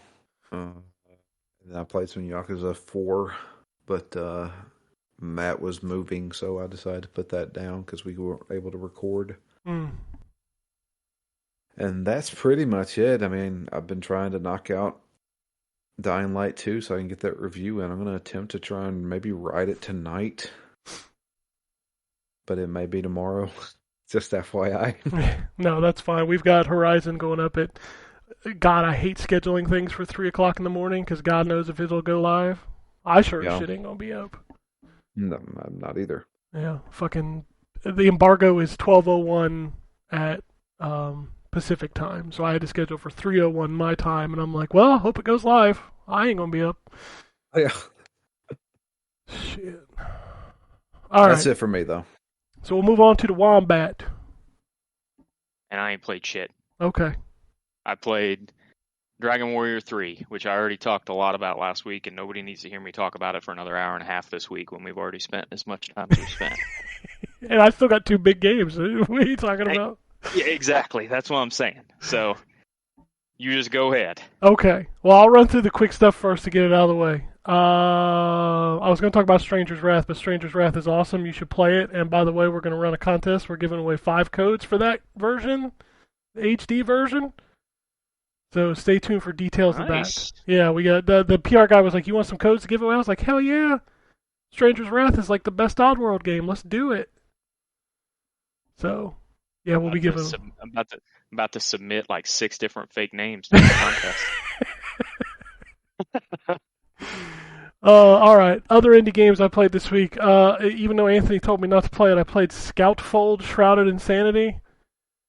And I played for 2 minutes. I was like, this is a Souls fucking game. Fuck this game. I played Ammo Pigs Cocked and Loaded, which is, yeah, you're a pig shooting a machine gun, and it plays really bad. Like it. You ever play a game where there are ladders in the game and you can't push up to climb them? You have to kind of jump up them? Yeah, that's what this game is. See, what's this game called again? Ammo Pigs Cocked and Loaded. It should be called Ammo Roosters Cocked and Loaded. They should change the character name so you could at least have a pun in the fucking title. You're shooting roosters. Maybe that's the pun then. It's bad though. Yeah. El Gancho, you're a little dinosaur with a tether gun, and you can tether it to things and swing back and forth and climb walls and collect things. It's a little awkward, but it was okay. Spirit Roots is a side-scrolling platformer. It's kind of stiff. Kung Fu Kickball is exactly what it sounds like. You're basically, it feels like Yayar Kung Fu, but you're kicking a soccer ball into a bell. That's bringing back Commodore 64 memories for me. Well, for Yayar Kung Fu, or? Yeah, for sure. I love Yayar Kung Fu. I used to play the shit out of that. Shit. I used to play the shit out of that up at the Blue Ball Cinemas. Oh, yeah. Yeah, like they used to have an actual arcade machine of Yayar Kung Fu there, and I play it every time we go see a movie. I had that on my Commodore 64 at my grandma's house, and I think I've told the story before on the podcast that I always made my grandma turn it on for me because I was scared of the way it started, the little noise that it made at the beginning. Yeah. They re-released it on PSN and Xbox Live Arcade back in the 360 generation. That was the last time they even put that game out. Love that game. Always had trouble making it past the third, the girl. Yeah. That girl was... The game's hard as shit. No shit, man. And there's only 5 bosses? Yep. I barely made it past the third one. Ziggurat 2 is awesome. If you've played Ziggurat, you know exactly what it is. It's a first-person spellcasting game. It's very awesome. So I would recommend checking that out if you dug the first one. Rise of the Third Power is a... you would think it's one of the Chemco jams, but it's actually quality. So it's like one of those sprite-based 2D RPGs. We already talked about Power Slave. That game is rad. You should play that game. Edge of Eternity is that Final Fantasy style JRPG that just came out for console. It's been out for a while on PC. I've been playing a little bit of that. It's kind of rough around the edges, but I'm enjoying what I played of it so far. It's got kind of a hexagonal battlefield, but it's turn-based like a Final Fantasy, and the spots are just so you can move out of range and get behind enemies and stuff. It's kind of got a little bit of tacticalness to it, but it's pretty well done. I'm enjoying that so far. Taking me back to like PS2 era JRPGs. All right.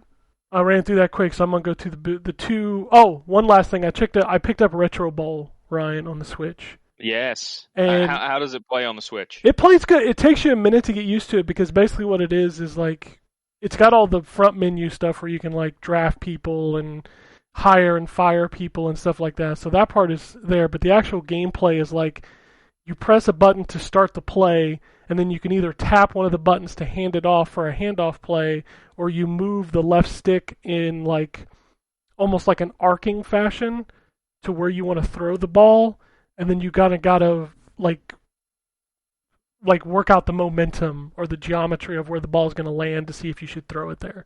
Yeah, it's similar to the way it plays on mobile, except on mobile, to pass, you're pulling back. It's almost like you're pulling your quarterbacks to arm back. I and got you.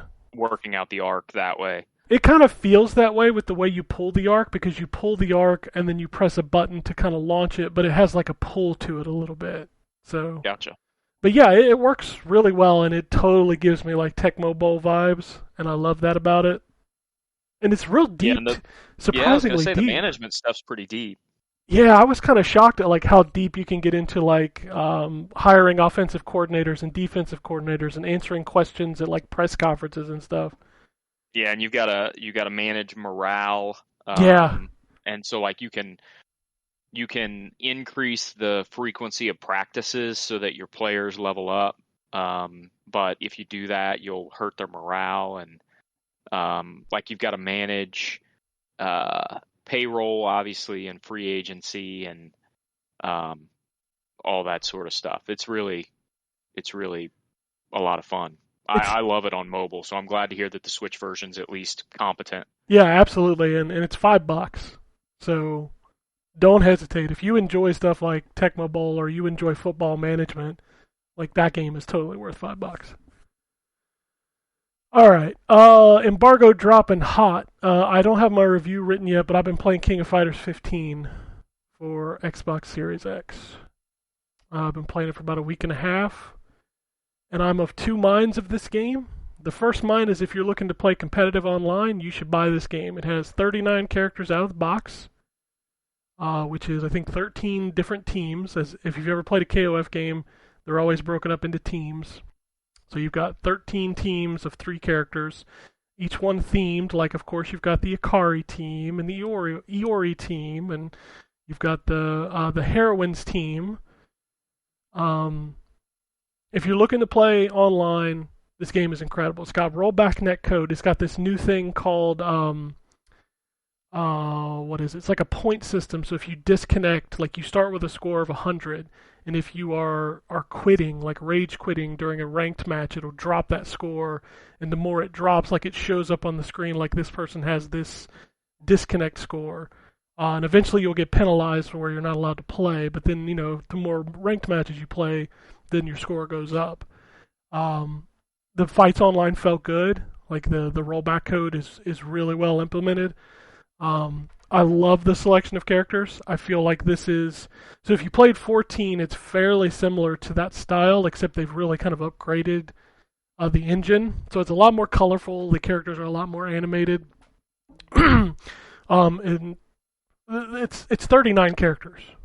And then they're going to add, I think, 12 more over the seasons for the first year. So you're looking at, 51 characters at some point. And there's really kind of like every one of them feels unique, which I think is my favorite thing about KOF. Like the characters are outlandish and goofy, but at the same time they all play differently. It still has the auto combo for simple combos. But no, it's just a really good fighting game. My two minds of it is that if you're looking to play this solo, it's got a story mode which you can play with each team, and each team has their own ending, but it uses a lot of recycled video footage, so a lot of it is the same. You'll just get kind of these static cutscenes with like not even voiced dialogue for the specific teams. I felt like there was more in KOF 14, even though it was kind of limited in the single player, and 15 feels even more limited than 14. So if you're looking for, like Mortal Kombat levels of single player content, it's just not here. So unless you really, really, really love KOF and you just want to play through the story modes, or if you want to play online, it's totally worth pickup. But if you're just looking for like abundance of single player content, it ain't here. How's So- the tutorial and like the combo trials? The tutorial is good. The combo to the missions is what they call them. They have one for each character. They are hard. Of course they are. Like the fourth one has already got you doing like 5 to 6 button input combos, and each one is like 20 missions long for each character. So if the fourth one is that hard already, unless you're really going to sit down and play it, you probably ain't going to get through many of those mission modes. But no, I'm having a ball with it. It's, the music's great, the characters are great. They've got some really good stages in this version, and I've really enjoyed it. The bosses are a little underwhelming. KOF usually has like a pretty interesting boss. This one's kind of blah. So. He's Howard in it. Oh, have I played that team yet? I think he might be DLC. Okay. I can't remember. Like, I'm going through the story mode with each team, and I think I've made it through 5 so far. So Is Rock in it? Rock. Howard. No, I'm trying to think if he is. I don't remember. I think he is. Who's your go-to? What I've played so far, I like the new team. Oh shit, what they called? Hold on, I gotta pull up the team. There's a new character. I think one's named Vanessa, and they're like the main team. Hold on, pulling up the name. No, Dolores. Dolores' team. That's been the funnest team collaboration I've played with so far. Gotcha. Which is Isla, Dolores, and Cronin McDougal. Cronin McDougal. Gotcha. So she's got like this like blob that she puts out on the screen and like encases people in like rock. I don't know if you remember the last game, the sand guy. Mm-hmm. Yeah, it's like they're related. Gotcha. So she's super interesting. And of course it's always fun to play as the King of the Dinosaurs, right? How do you not love Sure. the King of the Dinosaurs? Anyway. Dude, I don't even know where to start with King of Fighters. That's the problem. It's like I really want to try that game. It's super 'Cause fun. I haven't played a fighting game in years since Street Fighter V. Street Fighter V left such a bad taste in my mouth. I mean, like- KOF is great. Yeah, but the problem is like I know if I go online, I'm just gonna get murdered. Oh yeah, if you're not going to play online, don't buy this game because the single Yeah. player is okay. You'll get about 2 hours out of the single player total. Yeah. So I just I feel like I was gonna get murdered online. Like I was always able to hold my own on Street Fighter, and that's why I loved it so much. the thing about KOF is like it's a very niche audience. So the people who play it are really good at Really it. good, really good. Oh yeah, like I can't do so many. So they've got the cancels are actually pretty simple. So like if you're blocking, you just tap a heavy punch and a heavy kick, and if you time it right, it kind of like blocks out. There's also a block meter. So like if somebody's just turtling, you can break the block meter. Yeah. Which is nice. And then like I said, the auto combos are there, and auto combos will combo into a super if you have a meter. So I mean, it's once I got into it and I learned how, kind of like when you play a fighting game, you learn what the motions are, and once you learn those, it's pretty easy to pick up. But yeah, I get slaughtered online. So I wish I could find that spark again for a fighting game, but dude, I think we're too Yeah. old. I'm gonna be real honest with you. I just think we're too old for like the response time and the dedication time. You just don't have it. Yeah, that's true. That's why I'd gravitate toward RPGs. Single player, I could take my time with them. That's why I really want fighting games to have single player content, because I suck at them to play against other people, so that's not there anymore. Yeah. But no, people are going to love KOF 15. And it's really nice to see it come back to multiple systems, because it was so frustrating that the last one was only on PlayStation. Yeah. I don't think this one's on Switch, but I would really like to see it come to Switch. I mean, granted, it'd have to be toned down a little bit, but I think it would make a great Switch game. I just want more games on more places, truthfully. All right, so I've been dancing around it. Horizon Forbidden West, I've played through it, I've beat it, I've done a bunch of the side stuff. I don't even know where to start, so if anybody has questions, I know y'all love Horizon. What do you want to know? I'm not the biggest fan of Horizon. So You know what? I was actually with you on the first game. Like, I like it, but I think it's been my least favorite, like, first-party Sony game of the big ones. Like, I like God of War better. I like God of War is Spider-Man the best better. game that they brought out in years. Okay, so my question Yes. is, I guess I'm just gonna say it just in case. Spoiler warning, suppose. More about Spoiler the warning first for game. what? This game or the first game? First game. I'm not going to Okay. say anything, Wombat, so don't worry about that part. Okay. So, what I liked about the first game the most was the consistent travels into. I mean, fuck. I really realize I'm really just shoehorning myself into a type of story because Assassin's Creed Origins is like that. But the futuristic past elements were far more interesting than I guess in Horizon, the modern day sort of medieval stuff that was going on. Mm-hmm. Right? So the balance of it in the first game I felt was like a 60% on the modern day stuff, 40% on the sort of like traveling through the old bunkers and everything. How's the balance in this game for that? Is it focusing more on the modern day people or the past? I think my brain went backwards because when you say the modern day people, I'm thinking of like the more modern people. Okay, so you know? let me rephrase that then. Are they is it focusing on the focused- tribal people or the Yeah, people in that's- the past? It's That's the probably direct- skewed the other way this time. It's about 60 more of the people from the past, 40 Oh. current people. Because that was so when we played it for Phoenix Down, honestly, I could not really give a shit about the problems of like the different tribes and shit. I really tried.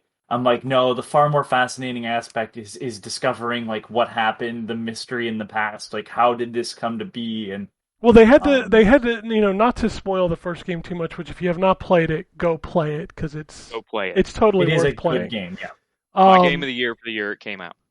That first game walked that line that way because they were kind of hiding the big stuff until you got, Yep. the big reveal. And this one, you know it.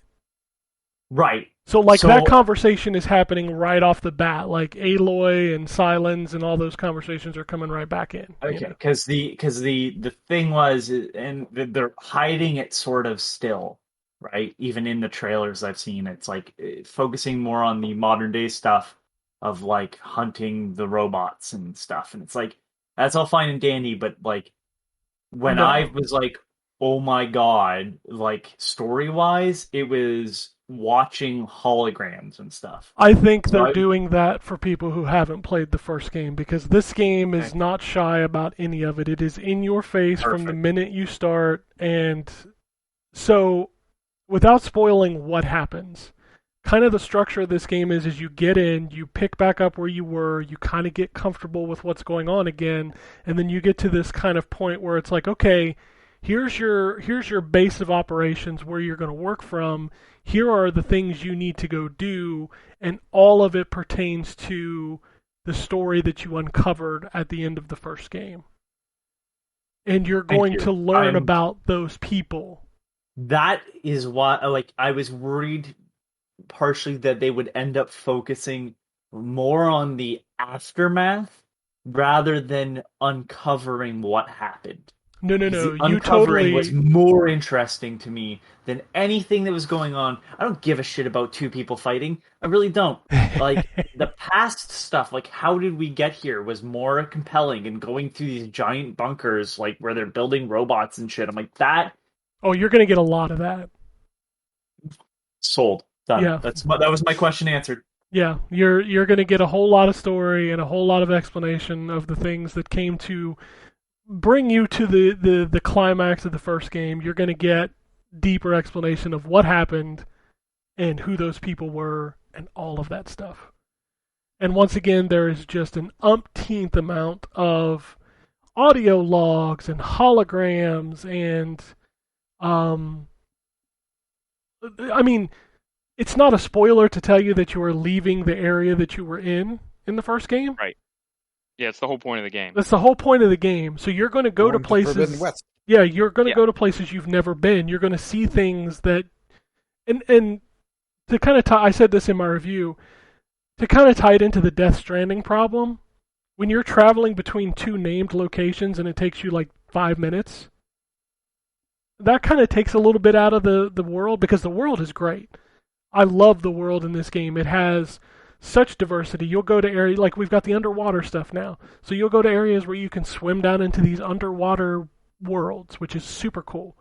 You'll go to barren deserts. You'll go to lush jungles. You'll go to, like snowy peaks. Like all of that stuff is in this game. But when I traveled from one named major city to another named major city in like 10 minutes, that are literally hundreds of miles apart, that's a little like taking you out of it a little bit. So, So I've got a question. yeah, go ahead. The reason why I wasn't too big on Horizon was the fact that primarily I was fighting monsters with a ranged weapon when the monsters all just bum rushed me. And trying to fight something that's in your face with a ranged weapon is not the most fun time in the world. Do we have an option to not use a bow and arrow? It's You pretty had much. you had that option in the first game. Yeah, you have the spear, which you do have in this one as well. Yeah, but I mean, that spear was not the greatest thing in the world. It still isn't. I'm gonna be honest with you. It's better, but it still isn't. You do have some other ranged weapons that I'm not going to go too deep into. But the combat is fairly similar to the first game, to where you have your melee combat, you have your bow and arrow, you have your different types of bows and arrows, you have your traps, and the game is really kind of on the normal to above difficulties. It's expecting you to kind of go in, survey the area, follow the patterns of the monsters, use your traps. But if you just want to fucking beat them in the face, if you don't care about difficulty, they've got a new like easy and casual difficulty where you can literally just walk up in their face and smack them. Okay. So if that's, if you don't like the combat, you can literally tone it down. Okay. And what I really like about this game is that the accessibility lets you tone it individually. So you can tone how much damage the enemies do to you or how much damage you do to the enemies. So it's really customizable. If you're just like, I don't want to deal with setting traps and trying to sneak up on animals, you can turn that part off, pretty much. Like, I tested it out, and literally I walked up to a Thunderjaw and just was smacking him in the face, and he couldn't kill me. If you want to do that, you can do that. That's entirely up to you. You will get, like, these Metroid-style equipment that will allow you to unlock different areas in the map. None of them are super inspired. Like, one of them lights something on fire and blows a hole open. You do have the grapple shot, which it's not as cool as it should be. You should be able to, like, grab anything, but it's mostly specific areas. You can grab items and pull them. But I think my biggest issue with this game was that, like, when I played through it, it was really buggy. Characters disappearing in cutscenes, lip syncing being off. Go to a new area and like big chunks of the environment are just missing. Characters like slipping through the environment. I will say there was a huge patch that launched a couple days ago, and I went back to just about every area, and almost all of those issues have been fixed. So that was really kind of what I was waiting on. And to kind of tie into our Dying Light conversation, there is just way too much shit in this game. Like, when you walk out into the world, there is just an icon every 2 inches, whether it's trees to pick up or rocks or broken machines, and it almost feels like the economy of crafting materials is so abundant that I feel like I don't need to pick up. When I go into an area and there's like 40 things to pick up, I feel like I need one of them. Like, the colored loot doesn't really matter to me because I feel like I already have it. Like, it's just such a weird, like, almost overabundance of things to see and do. That I feel like it just needed to be streamlined. In the same way with the quest, like the main story quest is fucking excellent. Like everything you do in that is interesting, and it gives you that story that you want. But then like you go to do a side quest, and I'll just give you one example that I had. I found this collectible, which was like an ornament, and it said, okay, well, go find the origins of this ornament. I had to travel to 4 different locations before I finally finished that quest, and all it gave me was like, here's a bump and some XP. And I spent like 30 minutes doing this one side quest for very little gain, and to be honest, the origin of the ornament wasn't really that interesting. It feels like something I could have picked up in like like an audio log or something. And I feel like there's a lot of that in the side quest. Thankfully, the main quest is really well done, but I feel like that team just went 360. Let's pump this, this game up to 100 hours and just throw a bunch of this side stuff in here that I don't necessarily feel is imperative to enjoy the game. So, I don't want to ramble on. How are the new robots? Oh, they're cool. I don't want to get into spoilers, but you can mount a lot of new creatures in this game. Yeah. Like there's a whole system of learning how to mount certain creatures, and there's one towards the end of the game that completely changes the game. And that's all I will say. How is fighting against the big snake, which is the one that I'm most curious about? Uncomfortable for me because I don't like snakes. It's hard. It's very hard because that thing moves around constantly, and it'll poison you, and like its weak spots are underneath it, and a lot of times it'll wrap around objects in the environment, and you can't hit those spots. But yeah, you fight it more than once. One of them more than once. At least I did, Right. and I was not comfortable. Those are the most stressful fights I had in the game. And I took down a Thunderjaw. Oh, also, if you're uncomfortable with swimming with very large creatures underwater, you're going to get some anxiety in this game. I know I did. Great. Yeah, like My I'm the guy favorite that's uncomfortable thing. in Far Cry when I'm swimming with a shark. That shit can fuck right off. That's all I'm gonna say. There's a whole level based on that, Anthony, so look Oh. forward to it. Great. My favorite thing is stuff under the water. I will tell you that was one of my favorite levels, though. Like, once I got it, Nope. it was so good. That's the reason why, I'll never return to Inside. Oh, good. God. Those things I'm- swimming in no. the water freaked me out. Man. Fucking just a lot of, and then so here's the thing. I'm bothered by the fact by this. I'm actually kind of moving back and forth. Okay, so there's 2 fears that involves. It's the fear of deep water. Cool. I mean, that kind of involves anything that's in the water. And then there's a fear of machinery in water. So, good. Oh, you're going to be Combines excited. 2 things. You're going to be excited for this stuff. Let me tell you. Fucking god damn it. All right. All right, let's move on with the rest of the show. New releases for the week. Oh God, I forgot to talk about Infernox. That's out this week. Y'all like Castlevania? I do. Y'all like Legend of Zelda 2? I do, actually. Then y'all need to play Infernox. Interesting. What's it on? It's on everything. Okay. It's really fucking good. And it has a Contra code. It literally will turn it into a Contra game. Which is hilarious. Because it's not a shooter. It's like a melee-focused game. But it's also very gory. Even though it's pixel art. But if you like Castlevania and you like Adventures of Link, you should play Infernox. That's out this week. Infernox. Yeah, made by the Okay. Arcade Crew. Very cool game. Excellent music. It looks cool. Yeah, it's very good. Very, very good. King of It's Fighters. actually made by. I looked it up. It's made by Berserk Studio, and they made Just Shapes and Beats. Okay, so the Arcade Crew, I guess, is publishing it then.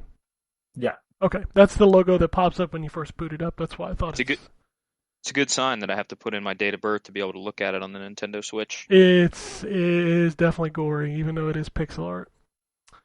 King of Fighters Oh, 15. geez, $20, man. It's worth it. It's worth $20. I'll take your word for it. It's really good.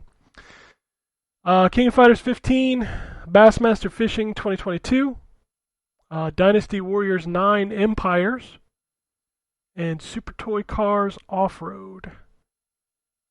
Yeah, no Bassmasters. Bassmasters. Every time I hear something that has to do with Bassmasters, I always go back to Ghostbusters 2. Oh, all right. It's Peter Venkman. I know. He's like, yeah, it's one of my favorite shows. Yeah, what's your other favorite show? Bassmasters. It's a fishing show. Yeah, I know Bassmasters. This is all PS5 Series X, by the way. Heart of the Woods and Horizon Forbidden West. Which, by the way, if you're buying Horizon Forbidden West, don't forget to buy the PS4 version digitally. You get that free upgrade. There you go. Xbox and PlayStation 4. A lot of the same games. Voice of Cards, The Forsaken Maiden. Destiny 2, The Witch Queen is finally out this week. Oh, wait, no, sorry, that's next week. My bad. That's all for this week for PlayStation 4, Xbox, all the same stuff except for Choice of Life, Middle Ages, and From Heaven to Earth. To Earth. Earth. Welcome to Earth. Welcome to Earth. Nintendo Switch. We've got a lot of the same stuff still, but also River City Girls Zero is dropping on Switch first. That's out this week. Yay! It's a game that's like 20 years old, but translated for the first time officially. Smash Star, Beat Souls, Tax Fugitive, Assassin's Creed, the Ezio Collection, Big Chick, Dougie, Fluffy Cubed, Going Under, Light Up the Room, Mr. Maker 3D Level Editor, Red Colony 3, The Table Game, Upawan, A Snake's Journey, The Astroneer, Gym Wizard Tactics, Gravity Runner, Mages and Treasures, Rover Mechanic Simulator, and Tabletop Racing World Tour Nitro Edition, Code in a Box Edition. That's a mouthful. Alright, that's everything that's out this week. Alright, I think I caught a little bit of that when I came back. Do it. Do it. Alright, I've got a laundry list of news. Thankfully, a lot of these are quick hits because we had that Nintendo Direct. So, we'll just start going through those. Portal 1 and 2 coming to Switch. Cool. Glad people can play that on the go. I mean, it's been out there for a As while. if Steam isn't launching a version or a system that you can play it on the go in very Couldn't short hear amount you. of time. Sorry. No Man's Sky is coming to Switch. Yep. That I think actually is a cool game to come to Switch. I wonder how that's going to run. I don't know. I feel the same way, but I think fine by now. They really optimized that game, and like it's not graphically intense. well, and I have a feeling that the colors in that game are going to really pop on the Switch OLED. Colors. Yeah. Colors. Sorry, I channeled Ice-T there for a minute. I was getting a little crazy. Fire Emblem Three Hopes is a new Muso game. So there's more Fire Emblem, more Muso. I didn't even know this was a thing. All right. Mario Strikers Battle League has been announced. So, My friend is very excited about that. Hey, Mario Strikers is a fun game. Klonoa Collection. This was my fuck yeah moment. Yes. I screamed on Twitch. I'm like, fucking Klonoa! Never played that. Oh Oh! my god, they're so good. They're puzzle platformers. Yep, and it's coming to everything, so it's not just Switch. But it's Klonoa 1 and Klonoa 2, Door to Phantom Mile, and Lunatee's Veil. Yeah. Unfortunately, like, I really wish they would do. Like, we wish the collection included the Game Boy Advance games Yeah. because they're really good too. Because they're the exact same sort of game. It just doesn't have the 3D elements. It also looks like they've been kind of cleaned up. Like, they're widescreen and everything. I'm not surprised. It's all polygonal. Like, it would be like you just have to. Like, that's how those games look if you run them on emulation, because they don't have to come out of a PS2 or a Wii. Yeah. Oh man, I'm excited for that. I can't wait for that collection. Here was a weird one. The Force Unleashed is coming to the Switch, but It's the Wii version. it's the Wii version. It looks like garbage. It did look kind It's of like the Wii version. yeah, like Drew. I don't know if you've booted those up on like Xbox Series X with like the big patch. Yeah, my son was just playing it the other day, not on Series X, but on. But I mean, it Xbox looks One. good on Xbox because they cleaned it up. And like, I'm watching footage of the Force Unleashed on that Direct, and I was like, wow, this looks worse than it does on an old system. Now I don't know what's different about the Wii version. It has a like, I know that versus I know there's mode. difference. There's a versus Yeah, mode. yeah, I know that, but like in comparison, the Ghostbusters game is very different.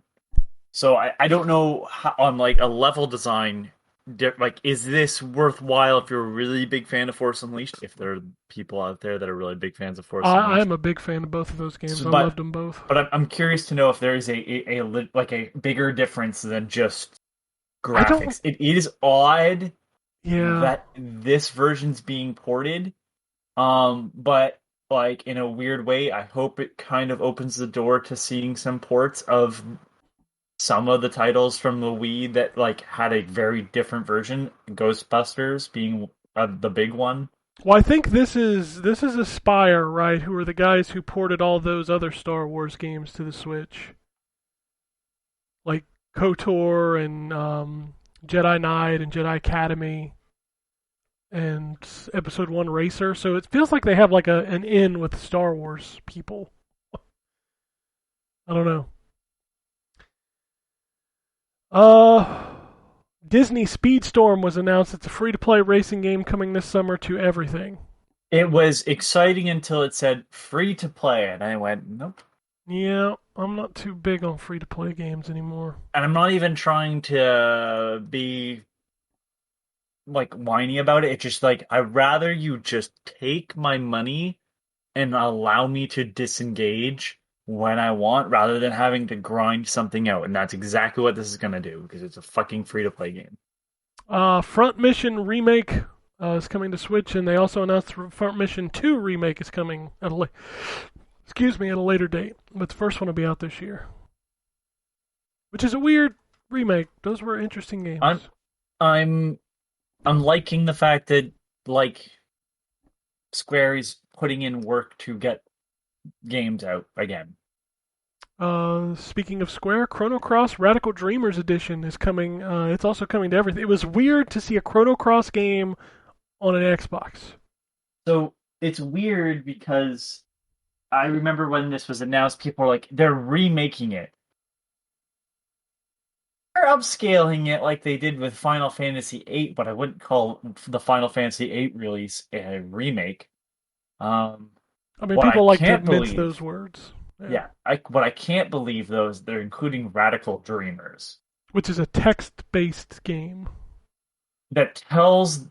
Yeah, it was a text-based game. I want to say it was, like, download-only Satellaview for Super Nintendo, and it was a sequel to Chrono Trigger that is the same story as Chrono Cross, but because it's text-based, there are some differences.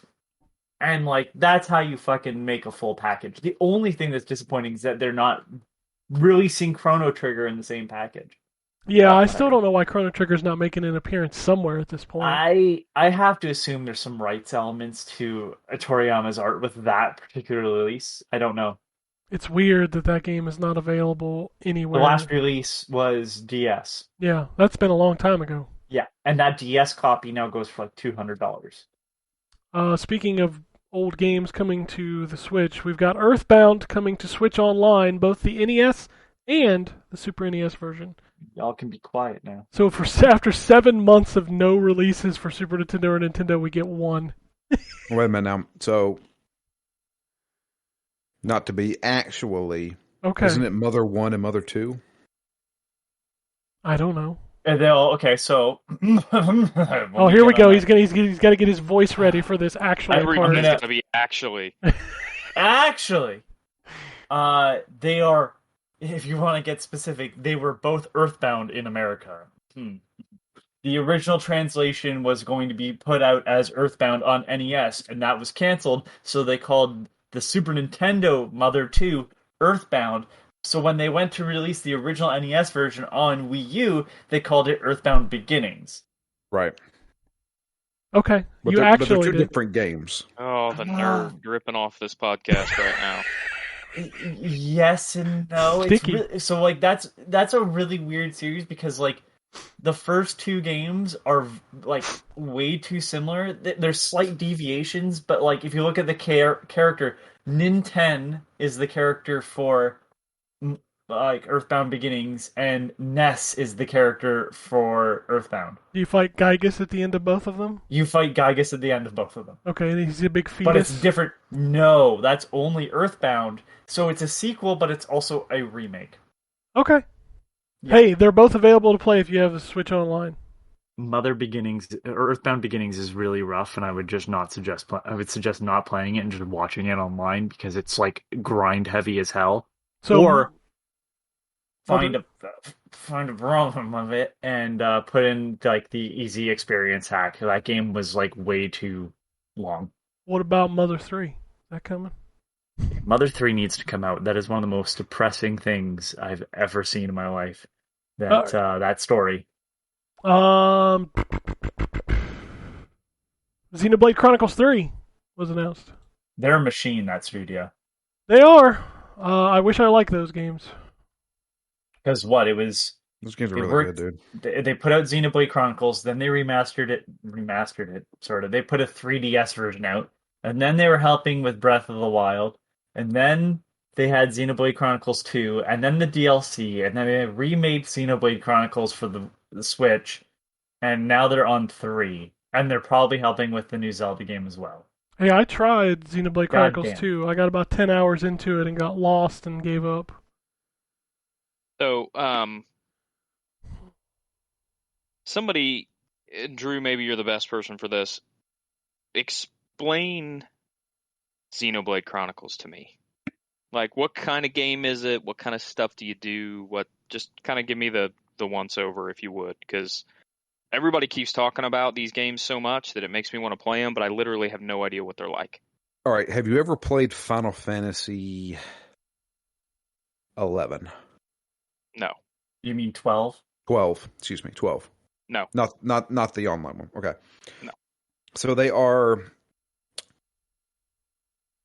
turn-based, so they're semi-turn-based, semi-not turn-based, because everything's active. So it's almost like a MMO style combat system where you can move around the battlefield, you can position yourself, But you still have to wait. but you still have to wait for your time in battle. So it's like an active time battle system. Similar, I guess, to Dragon Age or Dragon Quest 11. I've never played Dragon Quest Yes. 11. Yeah, I've played that, and it's similar. No, because So- Dragon Quest It's 11... turn-based, but you can run around in like Yeah, a you circle can, or but whatever. like it doesn't. They'll hit you no matter what. Like you doing stuff in Oh, the yeah. circle doesn't. In this, actually, you move out of the way and stuff. Yeah, I you got can get out of the way of attacks. And, obviously, if you get behind an enemy, you can do backstabs that do more damage, that kind of thing. But it's still an active battle system. And there are special abilities that you can put down at the bottom, almost like hotkeys. Hmm. It's very MMO style. It's very MMO style. Interesting. Very combo heavy. So, like your teammates can attack, and if you do this type of attack at the same time that they're doing one, you do like a combo. You also get kind of a fan service girlfriend in the second one. She Oh, runs nice. around with you. Is it? So I'm assuming they're super long. Yes. Yes. And they're very British. Interesting. Was Okay. the main character's accent is so bad in the second game. Except So for bad. Xenoblade Chronicles X, you were actually Americans. Yeah. I guess I Because- only played 2, so Because you established New Los Angeles. The It literally crazy was part- called New LA. The crazy part with those games to me is like the lore. I want to play those games just because of the lore. Because whether you're on the back, in the first game, you're on the back of like giants that fought at one point. yeah, they're like gods. Which That's he's at the fucking beginning awesome. of the Grandpa's at the beginning of 2, right? Like, aren't you I haven't flying played on his 2. back in the second one? Like at the beginning, I thought you were. Because in the second one, you're like a deep sea garbage person. Like you dig deep sea garbage up. Interesting. It's a weird game. Yeah, they're weird games. People love them though. I just could never get into them. And Nintendo almost didn't publish it here. Yeah, What a weird thing that it's one of their like key franchises now. yeah, you never know. I still think Xenoblade Chronicles X is one of the best ones out of them. So It was is that a remake of the first game? What? Xenoblade Chronicles X? No, Xenoblade Chronicles X is a separate game. It Okay. doesn't take it takes quote unquote takes place in the same universe, but it has nothing to do with the other Xenoblade Chronicles. Xenoblade Chronicles X is about us on planet Earth having to leave planet Earth to establish a new Earth, and we get separated, crash land on this planet. We set up a city. We're part of the American fleet, so we set up New LA. So we start a city on this planet. We're trying to explore the planet, and you're also trying to find other parts of the ship where other people are. So if you want to understand what's happening, you have to play Xenoblade Chronicles 2, soon to be Xenoblade Chronicles 3, and Xenoblade Chronicles X. No, Xenoblade Chronicles X is a completely separate. You can Okay. skip So you Xenoblade Chronicles. What you need So to you play can is skip the best one, is what you just said? I mean, technically, yeah, Xenoblade Chronicles X is the best game I've played from that series. For me, Okay. So you But could unfortunately, play it's on the just Wii U. Xenoblade Chronicles X, then it sounds like. yeah, but it's only on the Wii U. Oh, okay. Yeah, They've that's the never one. That's ported the it. one of the games that people have been wanting ported alongside, like Twilight Princess and Wind Waker. It's so Yeah. freaking good, dude. Halfway through that game, you get a mech, and you can just fly everywhere. Well, that sounds fun. It's awesome. All right, Yeah, well, I do still have my Wii U hooked up, so I don't know. Maybe if I ever get hard up for something to play, I'll. you pick could those always play games up. Devil's Third. This man is dead. Bang. This man is dead. Bang. I shoot bird, then eat. Nintendo Switch Sports has been announced. You know, Nintendo trying to capitalize on that. I was excited, and then I saw the monstrosities that weren't the Mii's, and I went, "Oh my god! I hope you can choose Mii's." I thought I Yeah. read somewhere that you can. I mean, you can strap Oh, a Joy-Con to your leg. You can when the two guys in like on the direct played, they were using their Mii's, so I was like, "Oh, thank God!" Yeah, That I game's actually probably gonna have be that good. leg strap thing from Ring Fit Adventure. Oh yeah, I forgot that was a thing. Yep. I also forgot Nintendo sold cardboard a couple years ago. Actually, I have all those too, and that stuff was awesome. I know it gets a lot of hate, but that stuff was really awesome. It's just such a weird thing to sell cardboard. More direct stuff. Live Alive is getting a remake coming to the Switch. It's live alive. Whatever. No, it's Live Alive. It's Live Alive. I'm excited for that one. They're doing Because- Go ahead. they're doing it in that weird style that 2D HD. Yeah, I love it. Yeah, every It's game in in this- that style looks good. Yeah, it's the what's it called? Octopath. Octopath Traveler. And So- also Project Triangle Strategy, which is the worst name for a And- game ever. And also the remake of Dragon Warrior 3 or Dragon Quest 3. Yeah. That is Really? a cool art style. So I'd like to see No, more yeah. of that. No, Live Alive is like I've been following that game for like 10 years because it's one of those. It's like this is like a really renowned RPG that never came to the United States. They even went as far as to make a fan translation, and now they're finally bringing it over here. Like that's supposed to be like a really good one. All right. Mario Kart 8 is getting DLC. 48 new tracks. And if you have the expansion pass, it's free. I'm excited for this. Yeah, goddamn right. Holy cow. Like, I have the expansion pass, so I'm going to get it for free, but getting all these past, especially getting tracks from, like, the mobile game Yeah, I've never played. Yeah, it's basically like getting new tracks. Yeah, we don't need Mario Kart 9. Mario Kart 8 is we should just call it Mario Kart Infinite at this point. We're done. my friend Daniel was really upset that he would have to buy Mario Kart 8 again, and I'm like, I'm not gonna play it on the Wii U. No, that That's fine. DLC is Like, I'm not just coming gonna to get the the- Wii U. Yeah, exactly. Like, he's like, oh, I don't want to have to buy it again. Then don't. But you also can't, like, don't say that you'd rather pay for a new Mario Kart, right? And then have all the courses separated from each other if you want to play them. Doesn't make any sense to me. Yeah, just buy Mario Kart 8 Deluxe and get the expansion pass, and boom. I will be, yeah. Like $25 if you don't have the expansion pass, but since I have it, I'm just gonna get that shit for free, so I'm good. Were they adding like a new circuit to it or anything like It'll that? be 6 new circuits, I think, right? And then each one has like so many tracks in it. Like each pack That's is like crazy. one circuit, and it's got a bunch of tracks each time they do a drop.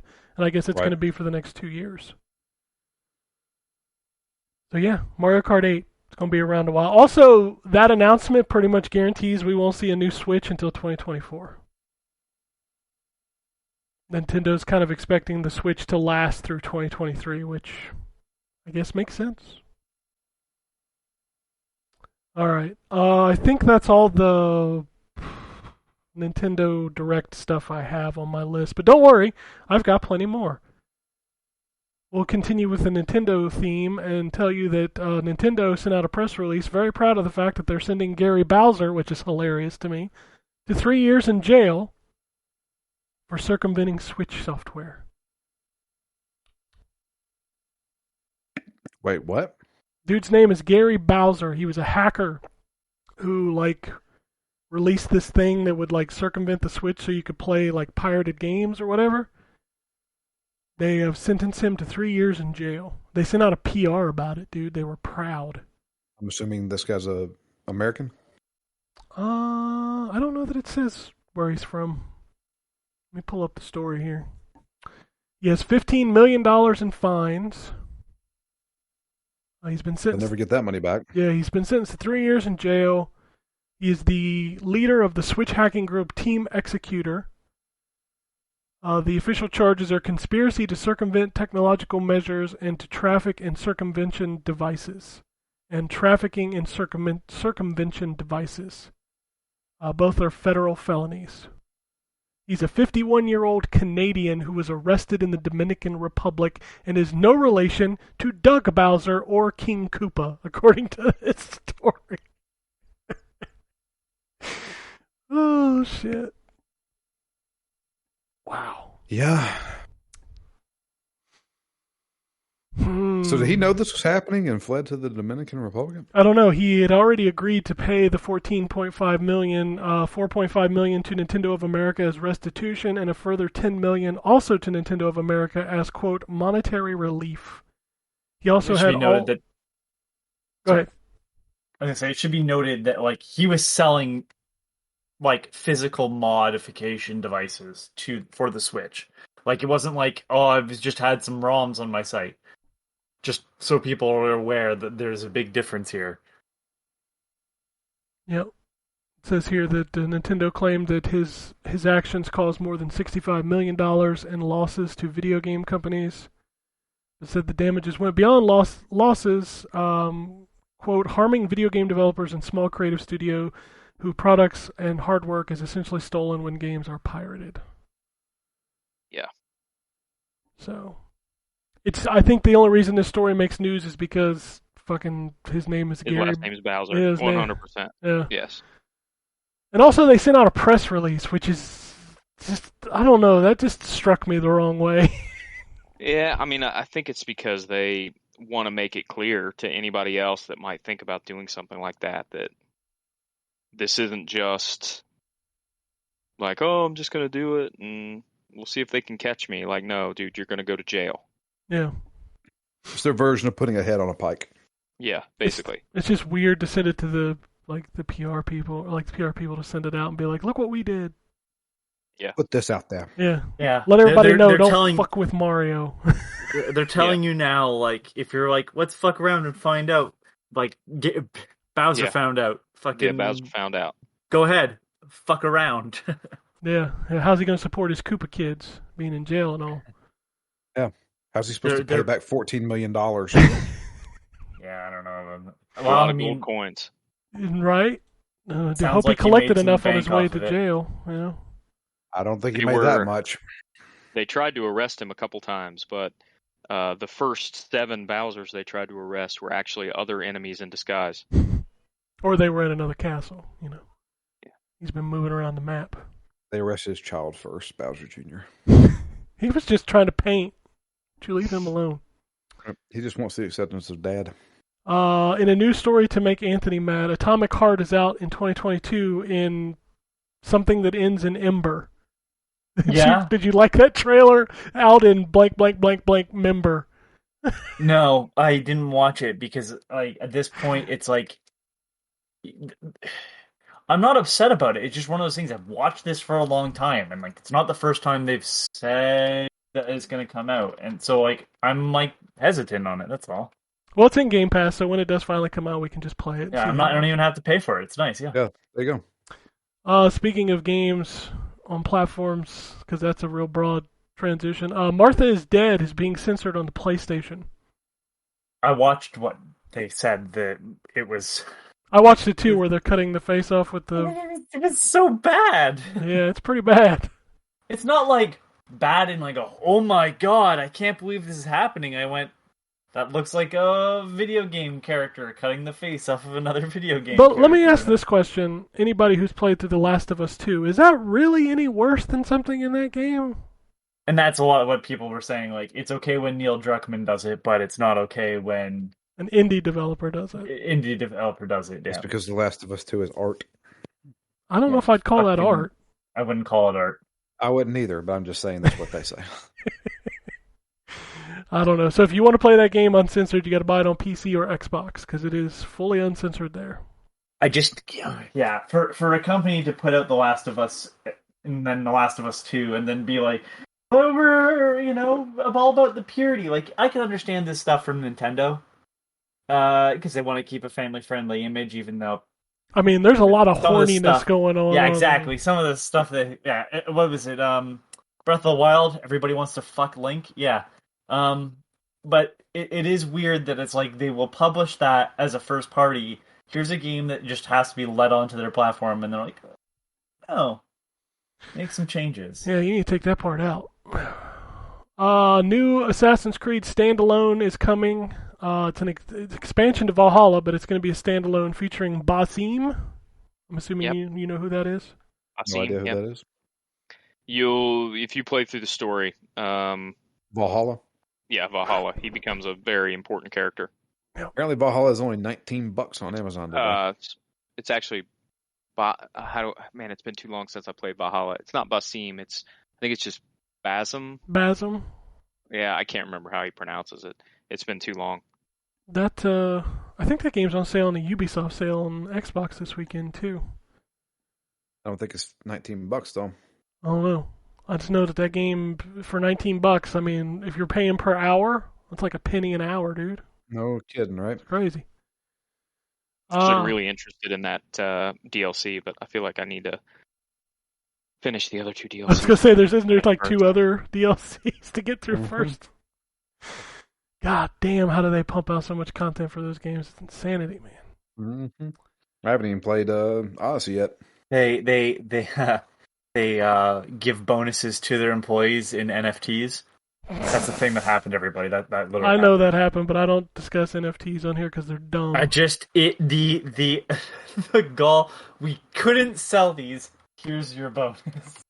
Dude, if somebody gave me an NFT as a bonus, I'd straight up quit right there on the spot. I'd be like, you don't respect me enough? Microsoft. Take this monkey picture and shove it up your ass.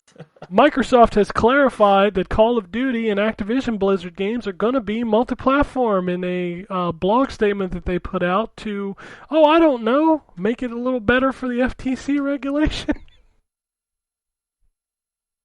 You think? Yeah, I mean, like, You think that was going to happen? I mean, yeah. Yeah. Considering what a month ago we sat down and said, why would they make Call of Duty multi-platform? Well, the reason why they would is so they can buy them. Yeah, because once the Federal Trade Commission came in and said, hey. You also have to wonder, like, how the wording is worded, like, after they actually get through with the purchase. Like, maybe in 2 years they're like, well, maybe not. Yoink. After we officially own these well, people. after the contracts that they've already signed are done. Then they can do whatever they want. Maybe not, yeah. That's what'll happen. Honestly, I wish they would just keep all of those games multi-plat, because I think Call of Duty, Overwatch, World of Warcraft, like all of that stuff is going to thrive better the more platforms you have it on. Yeah. Multiplayer games in general generally do. Yeah, so I don't think that's the best way to go. I got a couple more. Sifu is getting accessibility options, and this made people mad. Can't believe they're doing this. Of course it did. It always makes people mad. Like, how dare you make a game easier for other people to play? How dare you? You're allowing the filthy casuals to play my game. I jumped into an argument with Twitter, and to be fair, I'm not like trying to shit on the guy. I don't know if he listens, whatever. But like, it's one of those things where it's like, I understand if you look at a video game and all you see is difficulty, but that is not like, if that is the case, then like, play an arcade game where the graphics are minimal and the difficulty is high. Like, everybody always falls back to Dark Souls to defend it, but it is not Dark Souls. It is everything that came after Dark Souls that said we have to be difficult to be fun. And it's like, that is not how that works. Like, you are missing kind of the nuances that made Dark Souls work when Armored Core lost like newcomers with every entry, because that's a difficult game too. And also from Software. Like, if the game is just difficult, then you're ignoring the lore and the graphics and the level design and like the world and all this other stuff that clearly effort is put into. Like, when I hear about Dark Souls, yeah, difficulty definitely comes up, but I also hear people talk about the lore aspects of it, and some people want to engage with that, but physically or mentally cannot because of the difficulty of Dark Souls. And while it's fair, it is still difficult. Yeah, that's one of Like, the things I've never understood about that argument is they're like, dude, you should totally play Bloodborne. You should totally play Dark Souls. Like, well, I can't. Well, fuck you. Get good then. yeah, like, don't... You cannot have the conversation and tell a bunch of people to play a thing, and when they come back to you and say, I wish it was easier, go, fuck you, get good. You've invited this. If it stayed a niche thing, then no one would be having this conversation about it. No one's fighting to play niche games. That's just not happening because they're niche. Everybody kind of understands that that's the market. Like, the example brought up is, I don't like sports games. Well, not liking sports games and sports games being difficult are two different things. I don't like sports games, so I don't play them. But no one also is telling me that everybody should play fucking Madden or NHL or whatever. Like, that's just not a conversation that's had. Like, it comes around the difficulty things, and it's like, guys, you clearly want to gatekeep, but nothing is going to, like, make you cool over this scenario. You're not cool for being a single player game on a difficult level. No one gives a shit. You're just being an asshole. Sorry, I thought you were going to jump in, Wombat. I thought you were about to say something. I was just going to say, you don't even need to change game mechanics. Like, you can just increase the amount of damage that your character can take and decrease the amount of damage that the enemies can take. Yeah, I mean and then Sony's leave proven that. everything else the same. Yeah, Sony's Yeah. proven that with their accessibility options. Like there's a mode in The Last of Us 2 where if you're like prone, enemies don't see you. Like you can just And, like- literally crawl past them; they don't see you. I think it's time to start talking, I guess, when it comes to accessibility, not just with like physical, because I think that's the easiest one to see, right, and think about. But there is like cognitive things too, where it's like we want we want people to be able to play it, but then we're not willing to make the sacrifices. Like nothing's going like if there was an easy mode in Dark Souls, nothing removes your experience of Dark Souls. Like if your experience of Dark Souls is purely based off the fact that other people can't play it, then your experience sucks. I hate to say it to you, but if that's the only thing, like it's like, oh, I watched a movie, but no one else can watch it, so that's what makes the movie good.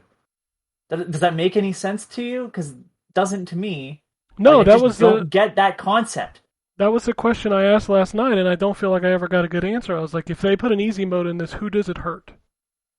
And like one of the best examples, and it's sad that I feel like they missed the mark with the sequel, is Doom 2016.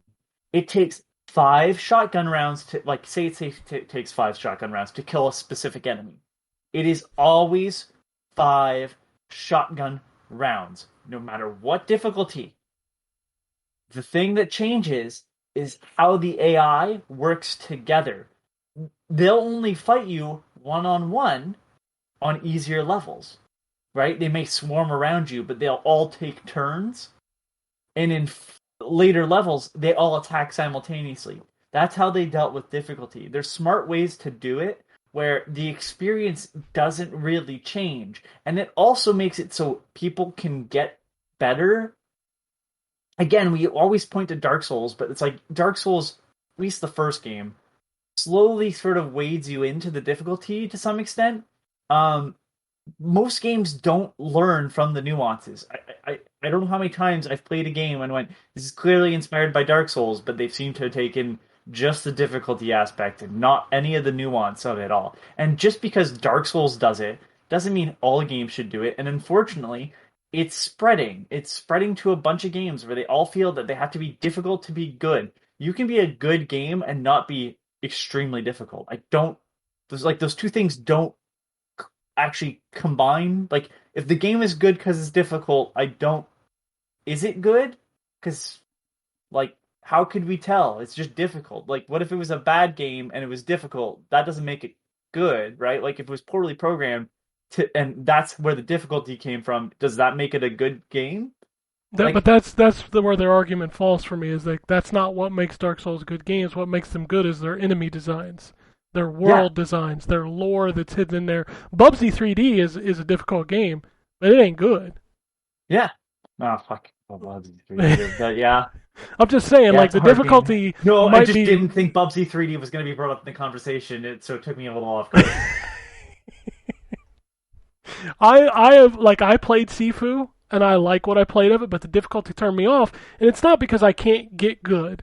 I'm sure that if I spent, like Drew and I were talking about this earlier with fighting games, I'm sure if I sat down and dedicated myself, I consider myself a pretty good Overwatch player, but that's because I've played thousands of hours of it.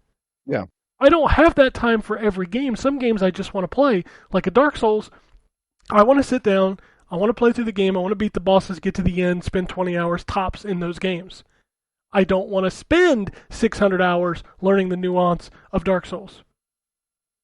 And Dark Souls is debilitating in that fashion because, like, when I talk to Wombat about progress. Yeah, like I'll play for 2 hours and I did nothing, and they're like, well, it was the experience of learning about it. It's like, yeah, but when I come back to play it in a week and a half, I ain't gonna remember that. And That's exactly it. And I'm gonna just say it now.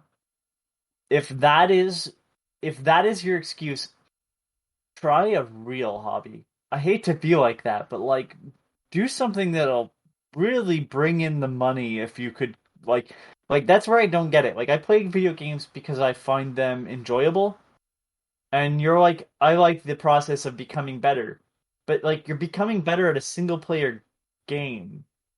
Like, to me, that's where I disconnect, and I realize this is a me thing, But it's like if I were to become better, I would work on drawing more. I would work on a hobby that I could potentially not make a career out of, but at least bring some money in of some sort. Or be more social with, or do literally anything with. Like the skills you learn in Dark Souls aren't necessarily transferable to anything else. Dude, I put it on my resume. They gave me like $500,000 a year. Like You have that's no idea. but it's like that's what I don't understand about it. Like I understand like the joy of feeling like you're getting better at something, but I feel like it's so high with certain games. You could just do a different hobby if you want this difficulty level. Like, people rock climb. I have no interest in becoming better at rock climbing because I don't feel like A, that's a skill I want to have, partially because I'm afraid of falling off the cliff, and B, it doesn't interest me.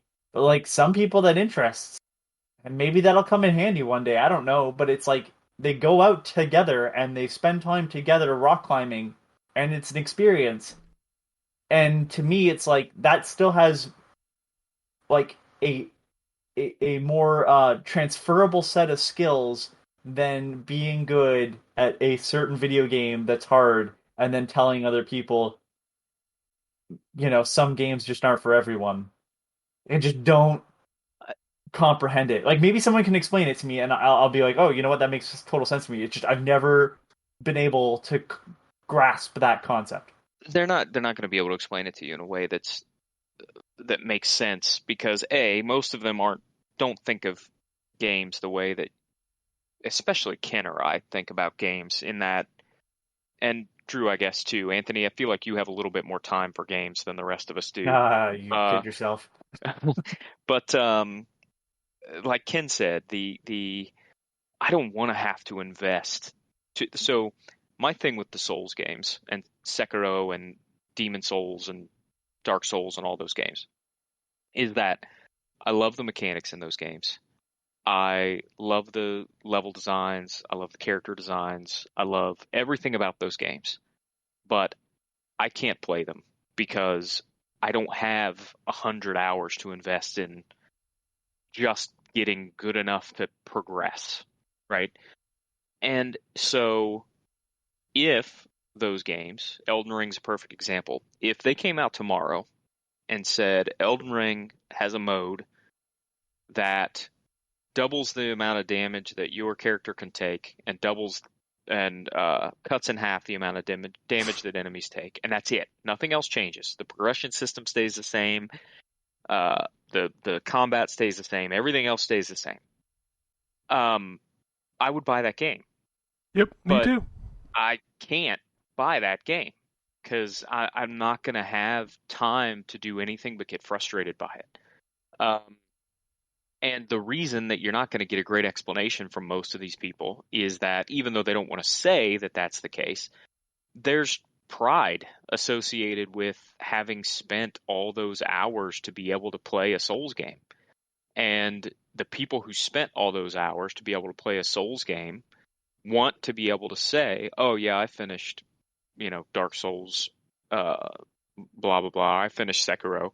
And they don't want people who didn't spend that time to be able to say, I finished Dark Souls or I finished Sekiro. That's the big thing. There's ego associated with the time that it took to get good enough to play that. And I understand that. It's like if, I throughout my life have been, I'll say, halfway decent at various things because I spent the time to practice them.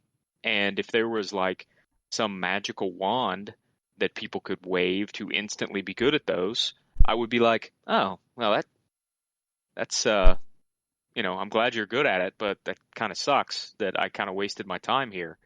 But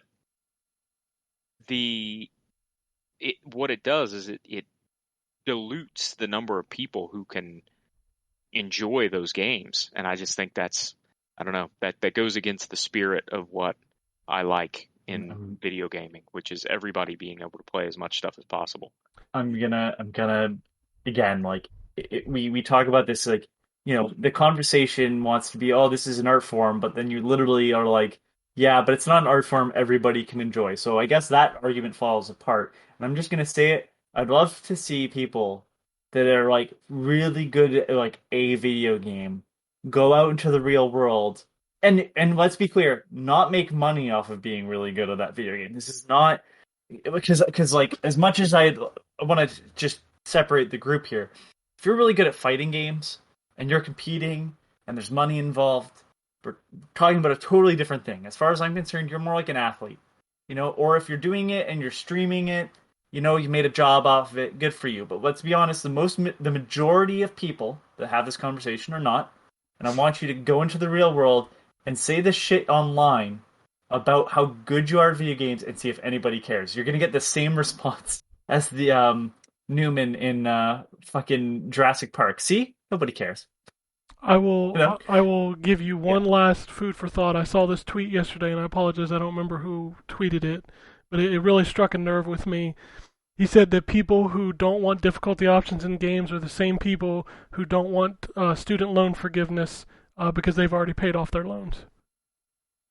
And I chuckled at that. Big comparison. Yeah. Like, that just made me laugh. All right, couple more news stories, then we can do an email and get out of here. Platinum Games wants to make bigger games. Some people took that to mean like live service games. Also, Kamiya was out there hollering at Phil, hey, let's get back together and do Scalebound, which I thought was very funny. Especially since we just talked about Scalebound the other day on the show. Yeah, and it was Platinum Games that fucked that up, and now they're like, hey, they must need money or something. Yeah, there's some weird vibes coming out of that group. Yeah. They I feel like. spent a bunch of money to put out Wonderful 101, and I can't imagine it sold all that great. They also have 2 new games coming soon, Babylon's Fall and Sol Cresta. And, Bayonetta 3 is out sometime this century. I don't know. I bet you Babylon's Fall is like a huge disappointment. Sol Cresta is a niche game. I imagine it'll do okay. I don't know. I think they stretched themselves too thin. They burned too many bridges, and now they're looking for somebody to come in and give them a whole bunch of money. I don't know. New details about the Resident Evil 4 remake. Supposedly Capcom's going to show it off soon, and it's going to take a darker turn. And in fact, like the first few levels, including the village, are going to be at night, and it's going to be more inspired by the original trailers as opposed to the final game. So, if anything could outsell RE2 Remake, it's RE4 Remake. Were the original trailers different from the final game? Yes, Resident Evil 4 was Okay. a very different game. No, I'll have to look them up. I that's the reason why I didn't understand that statement. Okay. Look up Resident Evil 4 original. Yeah, the There's gameplay Shinji footage of that. Mikami Resident Evil 4. Holy crap, does it look creepy. Yeah, it's a much different game. The And final... this was after like Leon was like infected and was hallucinating, Yes. and he was getting attacked by his hallucinations. Mm-hmm. Okay then. All right, I'll look it up. Yeah, much different game. The last story is for Anthony. It's about your favorite Tommy in the game industry. Oh, tweak my nipples! I'm so happy. Yay! So, Tommy Tallarico has stepped down as the CEO of Amico. So I watched a video on this morning. You want another juicy tidbit about this story? Oh, I have all of them, but you go ahead and share. So the guy who is the new CEO was actually involved in the Coleco Chameleon. No. Yes. What? Yes. No. The new CEO of Activision? No. The new CEO of the Amico of Intellivision. Or television, sorry. Yeah, the Phil new CEO. Davis, I think is his name. I watched a video this morning. I don't think that's right. He was. Yeah, I don't remember that name coming up. No, so he was the guy who. No, give me a second. He was the guy that shuttered. Not Interplay. Infogrames or whatever. Like he was part of like 2 companies that shut down. Spectrum Holobyte was one of them. Dude, I'm telling you right now, I'm looking at the news story. Phil Adam, the new Intellivision CEO, was VP of business for the Coleco Chameleon. Oh, Jesus Christ. Oh, my God. Oh, okay. So can I? Fucking Jesus. Okay, so the thing that makes me weirded out by this is that they all took paychecks. So they took a bunch of money from people, including investors. They paid themselves. This is a startup. You don't do that. They all got nice paychecks, like more than like a minimum wage paycheck. And if part of me says, if they had started this up during the pandemic, it was an easy way for Tommy to make a paycheck while he couldn't do video games live. Who, by the way, has gone back to video games live because the ship is sinking, and like, Well, yeah, the Amigos. he's trying to fucking bail after talking shit about all these people saying, "Oh, you got the price wrong. No, this is gonna be great. This is for families." You have nothing. It's been like 5 years of nothing, and it's just like The he just proved Amico, himself to be an asshole. the Amico, in order to pay back the 8.75 million that they owe to investors, needs to sell 8,000 units, and it's only No. pre-ordered 6,000. So no, it gets better. So now they're crowdfunding again. Yes, which they said they would never Two- do. Yeah, which they said they would never do in the first place, and this is now the fourth or fifth time. Yep, it's the And- fourth time. Yep. So they're going to crowdfund. They said if they get a certain amount of money, oh my god, if they get a certain amount of money, they'll only be able to last for like 2 months. Well, they're not going to get a product out, so all that money is going to do is pay off the loans the loans from fucking board members. Not the board members didn't pay into it. They loaned the company money with interest. So what's basically happening is they put in money to make a company to then pull more money out of, and then the company's gone. Like, oh my god, and I can't even say it's intentional. I think it's just stupidity. I mean, now it's intentional, but like I think it started off with like the idea that they're gonna make a video game console, and it's just like and like Tommy Talarico, I don't see him ever really working in video games again. This is such a stain. He was such a prick, and I'm not saying he was always like that, but this just he was such a dickhead to anybody that said this is a bad idea. Here we are.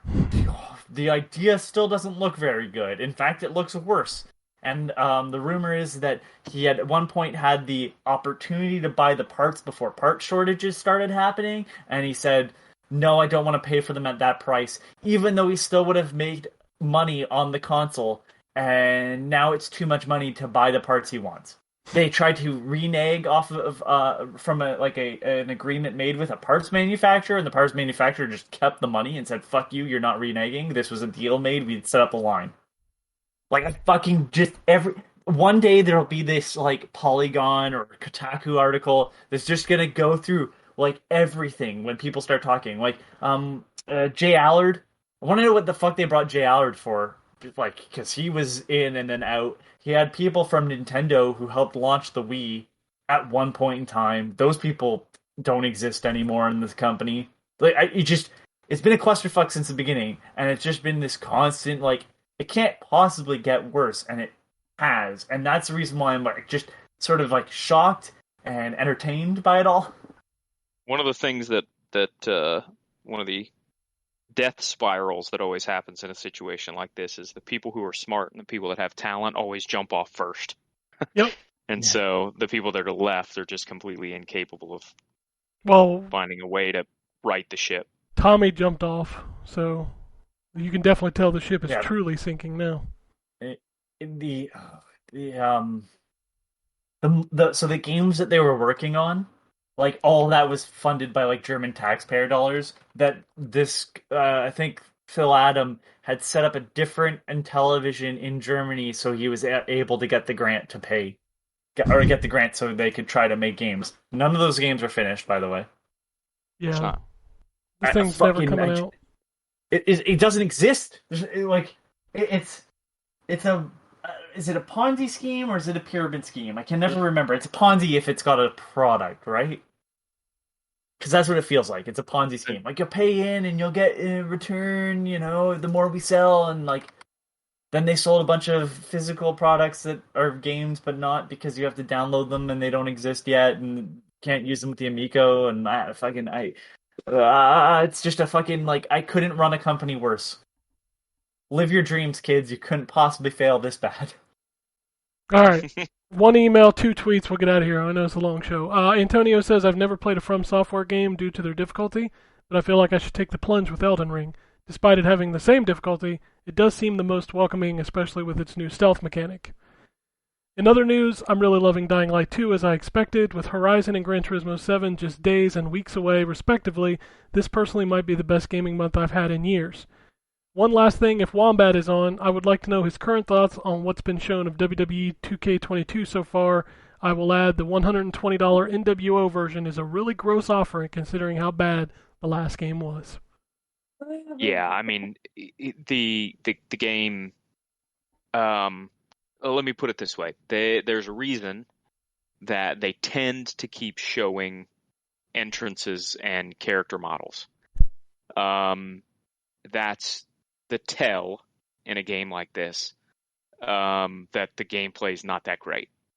So I watched some gameplay of the game, and it does look like there's some things that may have been fixed, but it still looked like there were issues with collision detection. The ropes still have the goofy, like, I don't know how many of the people that listen to the show ever watch pro wrestling, but if the only thing you knew about pro wrestling was based on a 5-minute gameplay video of WWE 2K22, you would think that wrestlers are just constantly getting stuck between ropes.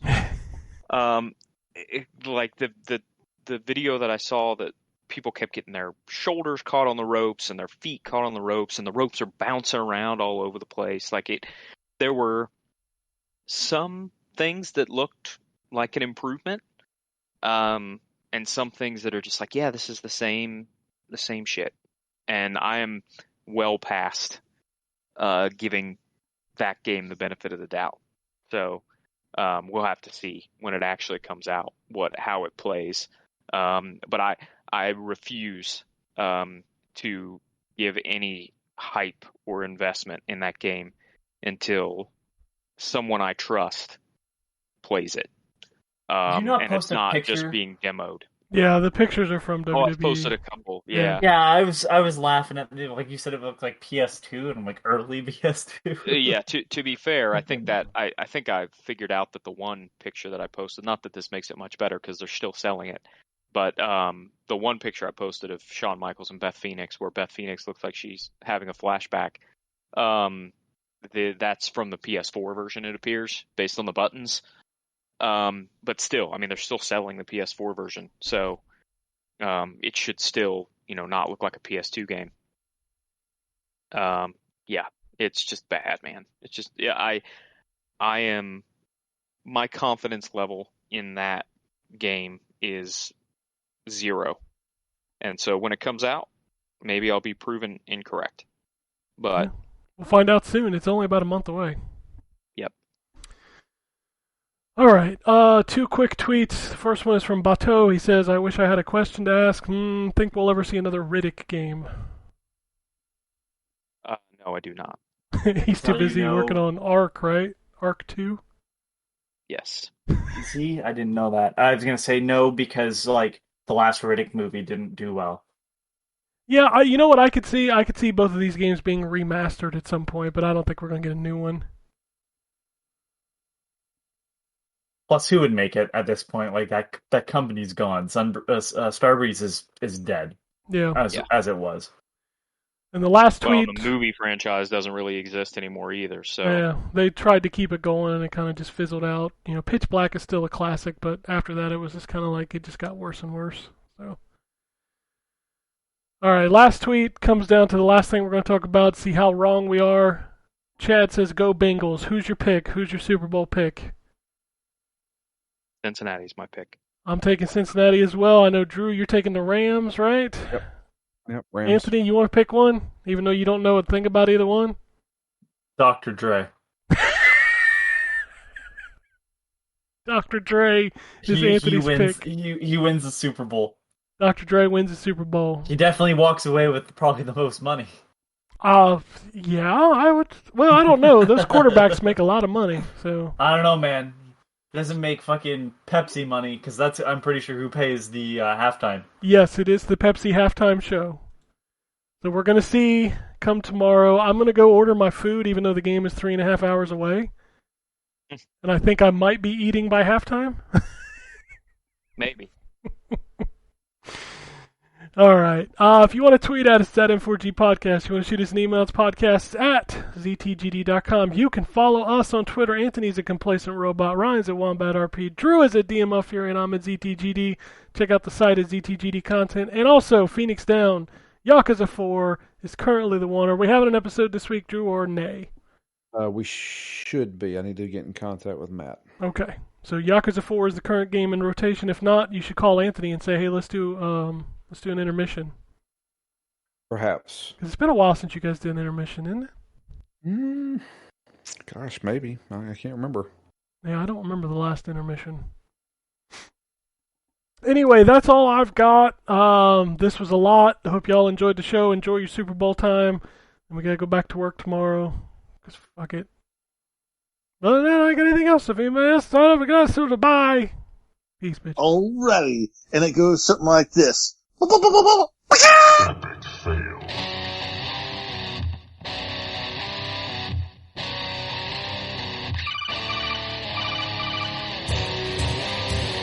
Welcome to the N4G Podcast.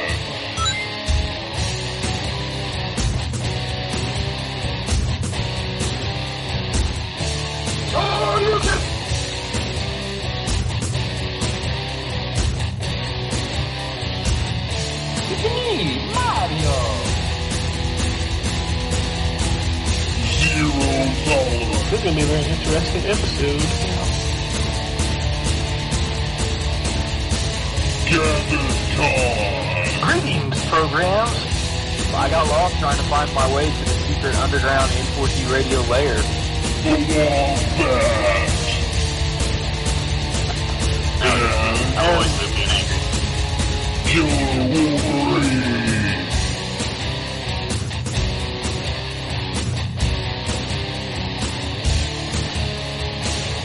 Play games, not consoles. No fanboys allowed. And then I killed the dragon. 8.0. Killed the dragon.